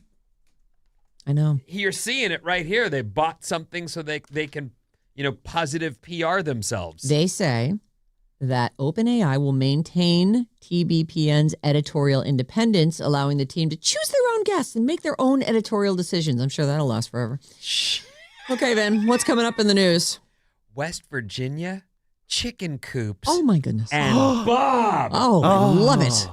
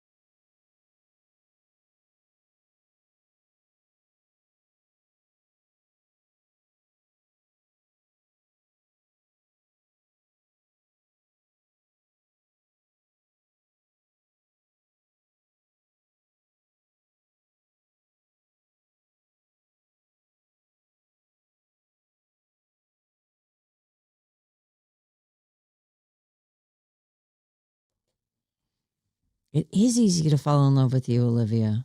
It's Olivia Dean. God, that is a fun. She's a delight. She is a delight. That's like, it's kind of the funny song too. She's great. Very clever. Alice, 97.3. Sarah and Vinnie, Alice's morning show. Radio advertising works, people.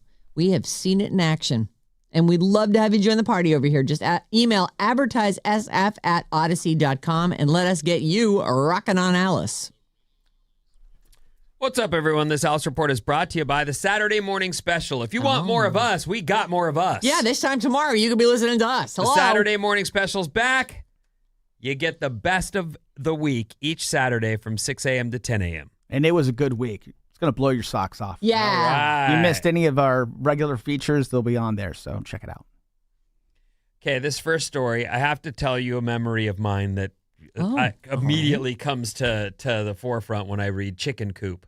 And you may remember this story, you may not, Sarah.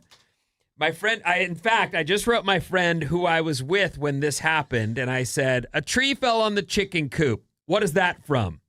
And his response is my friend Billy, frying our brains out in Pacific Beach when we were 18. Frying our brains out. Okay, go on. So we'd taken something, that's a lot. This stuff is a lot when you take it. I was 18 at the time. And me and my friend Billy, we are at the beach, at Pacific Beach, and we skateboarded, and then there's a point where we're like, we've been at this now for 3 hours, and we're still completely wide awake and tripping. Yes. We got to find a place to go. So we're waiting in line for a payphone. There's no pocket phones at this point, and we're behind this guy, and he's talking to some family wherever they are, and we're behind him listening to his conversation and snickering and laughing the whole time. And then he goes, what? A tree fell on the chicken coop. And we're laughing at the top of our lungs. We can't believe it. And this guy stops and he goes, you just wait. One day you're going to be in my Wow. One day a tree's going to fall on your chicken coop. Yeah, you're going to be sad for the chickens. And we're laughing uncontrollably because we're on stuff. Oh, and yeah. I guess this guy doesn't know, he doesn't know, but we're like, the chicken coop. It's great to have those one-lines. Like, I have friends from when I was a little kid, and we've got a couple one-liners that came from something random that we still will randomly text each other. A tree fell on the chicken that's coop. Good. There's a really famous one from the internet of a girl walking by in New York City, and you just hear her yell, and they were roommates. And people say that all the time. And it's like a Vine almost. It's not even their own story. No, it's nobody's story. Nobody knows what she was talking about. West Virginia chicken coop makes the news. Okay, all right. A let's woman hear in about West this. Virginia named Anna Groves broke into a chicken coop on Tuesday where humans live, not chickens. 2 people are currently residing in the chicken coop that Anna Groves broke into. It's the home of an adult woman named Ashley and her father, James. They live in the chicken coop. Anna was allegedly threatening to kill Ashley as she was breaking in. Ashley was asleep in her home. The chicken Which coop. is in a chicken coop. Is that the name of a chicken, Ashley? Mm. Is this like, No. is this the chicken No, named these your are dad? people. Chicken coops can be gigantic. What? Yeah. Well, how big? I mean, if you're farming Aren't and they you're full of chickens and it is disgusting. stinky like It a... is the smelliest thing. You smell them miles away. But I guess you get used to it. I guess you do. Like my town smelled of like this plant that was up the river from us, and everybody would come to town and be like, "What is that smell?" And What is the smell? the smell of money. That's what the locals would say, but it was the smell from the plant. But you just get used to it. And by plant, you don't mean a plant. It was a paper plant. Yeah. They made paper. Paper I've heard plants paper are plants so are stinky. so stinky. In Oregon, where I lived for a little while, there was a paper plant in Salem. Oh, And so the drive between Eugene and Portland, you pass Salem, and it's that stink on the side of the road where you're like, what in the mother? And it's a paper plant. yeah, they They stink. are awful. They smell terrible. Did you Jeez. say the last name of that girl was Groves? Yes. You can't trust the Groves. Anna was allegedly threatening to kill Ashley as she was breaking in, and Ashley was sleeping and woke up scared and then stabbed Anna. Oh. As she forced her way inside their chicken coop. Anna and another guy she was with ran off to the hospital because she'd been stabbed. Yeah. So they were trying to like get in there to like do it in the chicken coop? No, they were going to fight this one girl. They say Anna owes them money. Oh. So she's in there with her dad because they live in a chicken coop. Oh, Ashley owes them money. I don't understand. It's hard to keep up because they both have A The names. woman but listening, the woman living in the chicken coop owed the other one money. Yes, evidently. you got it. Okay. And she's in there sleeping with her dad, which is kind of hot. And then these two break in not to do stuff. Is that an underhanded incest joke about West I don't Virginia? know. Because I don't person think they're so. living in a chicken coop in West Virginia. The police were called and they investigated the situation. They found Anna at the hospital and she denied threatening to kill Ashley, but she did admit she did go there to beat her because she owed her money. Yeah. No charges are being filed against Ashley for the stabbing because she was protecting herself and her home. The chicken coop. But Anna is being charged with felony burglary for breaking into The chicken coop. Yes. Does it say where in West Virginia, by the way? No. Is there a township? Because I can involved? guess. Well, we go by counties. Like different personalities go to different counties. This is very Jackson County behavior. Oh, Jackson County. They love to fight in Jackson County.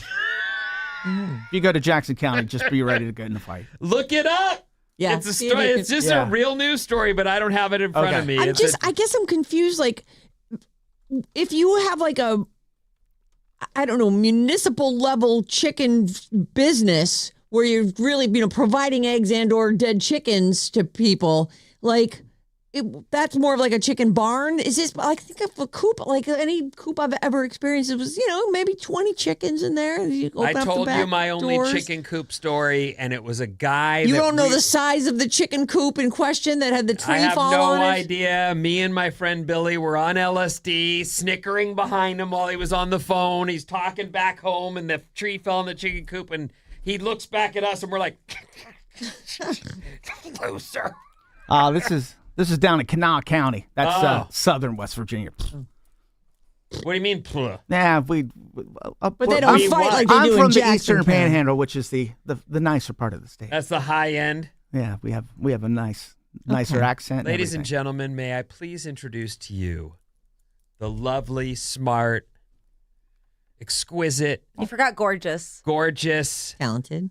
hilarious, Snarky. all Combative. things good. Oh. Bob. Oh, that's a lot of pressure to live up to, actually. You've That was got a little this. too much. No, you got this. I'm going to tell everyone a little bit what's going on in the Bay this weekend. First up, the San Francisco Giants are back. There's a game tonight, 7 p.m., a night game on Saturday at 6 p.m., and a day game, 1 p.m. on Sunday. It's going to be gorgeous weather, especially on Saturday. So whenever I go to a game, I end up being so cold by the end of it. But this might actually be a great weekend to go. And Go the Giants. day game is supposed to be 80 on Sunday. It won't be in San Francisco, but it'll. That's No, on- but No, it's supposed to be 77 here tomorrow. Oh my A God. nice day in that park, though, is great. Yeah. On Saturday over at UC Berkeley, there's a hunt for dinosaur eggs. Oh. That sounds fun. That's at 10 a.m. And Sunday is a big day. Of course, it's Easter. So there's the annual Hunky Jesus contest in Dolores Park. Oh my God. Yeah, that's Please a- tell me you're going to that. Well, I don't know if I'm going to that because I'm going to this big wheel race that I have seen. On Lombard. Oh my yes, God. in Potrero Hill. I've seen clips of this every year since I've lived here, but I always see it the day after it happened. But this year, I'm more in the know of things that are coming up. So I'm going to the big wheel race. I'm so excited. I heard it's a drunken shenanigans, so maybe I'll bring a couple beers. But if you see me, please feel free to say hi. And then also on Sunday, we have the Asian Art Museum is free from 10 to 5. Oh. So That's nice. it's going to be a beautiful weekend. Back I'm to excited. the big wheel thing, though, really quick. Yeah. Is this sanctioned by the people who live on Lombard? And I assume we're talking about the I don't curvy know. thing of the. I don't think I'm that sure the they've NIMBYs got an hate it. HOA. I doubt that they. It does feel like they've gardened that nicely, and my guess is these people are going to be tearing down that thing. And When we get some first real moved trouble. here, I used to drive out. I lived in Ocean Beach, way out in the Richmond, and then You could see, you were at the beach. You were like down by the cliff house. Yeah, I was right there. But I used to drive through and would hit Lombard and then would always go down Lombard Street at 5 in the morning. And I would try to make the turns without hitting brakes. In your car? In my car. And there was just my own like sort of entertainment on the way in, which I enjoyed very much. But I always thought they should do stuff like this. And now they do it all the time. This is a yearly event. It's cool. I'm very excited to finally see it in person. Bring your own big wheel. I won't be riding a big wheel because I don't want to get hurt. I've got enough injury going on in my house, but Yeah. I'll be there You cheering. are so bitter. She doesn't seem happy about it. No, she's not. She's like, listen, I got to cover this for work. You know what? Bring a recorder. See if you get any, who knows, maybe some amazingly interesting person will give you some great audio. And then you can say to Susan, I had to work this event. That's a great idea. Yeah. And then stop at the Hunky Jesus thing in Dolores Park on your way back. I mean, come on. Hunky Jesus. Look, everybody knows Jesus is hunky. I went to the Hunky Jesus contest last year, and Easter was on 4/20, and it was just the most beautiful sight to be seen. I imagine. Nice. Shall we play a game? Oh, I love game. Yeah. Let's not Unless be you've got a heroes couple. today. I want to be here all day. No, I'm not going to be hero. I'm fine with No just, heroes and no heroics, boys. Hold on a second. Oh, my. Something's We've got playing all on kinds of something stuff else. playing. Oh, it's this thing over here. Vinny, you come into this with an extra point. I think Oh, you good. got Pooh Shiesty's net worth or something. Oh, okay. Let's see. Let's go, Maddie. Maddie, you want to play How Old Is That Guy, or when did that happen? When did that happen? Oh, okay. Whoa. Goodness. I had a little Let's start stroke. with MC Hammer files for bankruptcy. Maddie, when did that happen? 1997. 1997. What do you think, Bob? I feel like I just heard about this, but maybe you were catching me up on the MC Hammer lore last time he came up. I'm going to say 2005. 05. What do you think, Vin? What did Maddie say? 97. 96. It is exactly 96. Ah. And that is 2 points for Vinny. You're welcome. The legendary Pony Express began service between Missouri and California. Bob, you're first. When did that happen? What is the Pony Express for real? Oh my I actually God. don't know. Is it a railroad? It was Nope. mail service. It was mail. They would take. They didn't teach you about this in school. You didn't I can't learn believe this in it. school? they did, Such a but- fun story. They'd hop on a horse in Missouri with a sack of mail. They'd ride, however far the horse could go to the next stop, and then they would change horses and keep going. Yeah. They could get the mail across the country on the backs wow. of galloping horses. The Pony Express. It makes sense. The legendary Pony Express began service between Missouri and California. It sounds old. I'm going to say 1870. 1870. What do you think, Vin? I'm really torn. I'm going to say 1900. Even. I'm 1869, which is not. It's way earlier than that. It's not way earlier, Oh. but it is earlier. It's 1860. That's a point for Maddie. Dang it. You were only off by 10 years. Kevin Costner made a movie about it. I just didn't watch it. Well, it's a Kevin Costner movie. Wasn't so, it yeah. called The Postman? Yeah. Was that a Pony Express movie? I think so, Oh. yes. It was an olden days, I think. I could All be right. wrong. Here we go. Bob, you're up first. Pink Pony Club by Chapel Roan was released. Didn't Bob just go first? Did she? I Yeah. thought you Yeah, went it's first. Vinny. No, I went first. Oh, Vinny. all right. Vinny, Vinny. you're first. What's the question? Pink Pony Club by Chapel Roan was released. When did that happen? 20, I'm going to say 23. 2023. 2024.